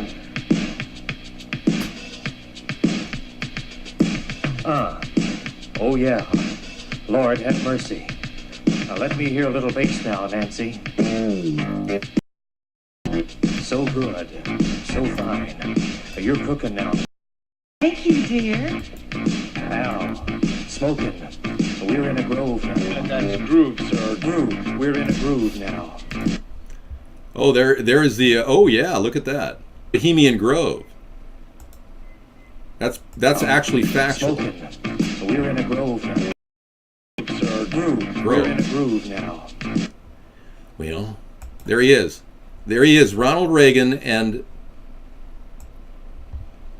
Richard Nixon at the Bohemian Grove secret meeting place in California. Isn't that amazing? All right, this has been great. Thank you so much for coming in. I'm going to remove the guest 693 from the show because he's disparaging and demoralizing. And I'm going to say goodnight to all of you who have stayed up late to watch the show and can hang out and talk about politics. Thank you. I don't know if Ronnie and Dick were involved. Mr. Nixon, what were you doing there? Mr. Reagan, what were you doing there? Responding to those questions with their impressions. My fellow Americans, they were a bunch of sick homosexuals. I would never go to the Bohemian Grove again. Well, I was a little worried about the owl, and little Ronnie wouldn't find those gay people very attractive. All right, thank you everyone for coming in. It's been wonderful. Mr. Anderson. But again, we have a campaign to run, and we can't just sit around being, funny all the time. That's the point. That's the whole point of not being funny. Thank you. So I'm going to be working very hard at eliminating the humor from our show. But in the meantime, I want to show you how easy it is to get a cheeseburger, because that's really kind of true. When you can put a cheeseburger in a can, you'll be tantalizing your taste buds. And frankly, if you can get these cheeseburgers, you can imagine how good they'd be 10 years from now when there's no food left on Earth. Yeah, I'm just trying to decide whether it's worth it to heat it up or not. Good night, everybody. Yeah, we'll heat it up. It was, it's kind of a dare. Marty, you're gonna open it in here, right? Yeah, Oh, there. I'm just heating it up. I thought you were doing some... What is that? It's a hamburger in a can. Oh. So I'm gonna open it? Yeah? Yeah! It's warm, so I heated it up. No, do it. Okay. It's yours. Notice the expiration date here. It's in a year. This hamburger's good for a year. Nice sound. Oh my god. What? Gotta get it out, you think? It's not salty. It's... No, Annie. No, just a second, Maybe I'll do the other side too. And then you can Wow. Look at that. That's perfect. Okay, yes. Hamburger in a can. Can you show the inside? Well, I'm gonna tear it apart, but there's like some sauce and some pickles and some cheese. Oh, interesting. Okay, thank you. Are you happy? Well, I haven't tasted it yet. Let's see.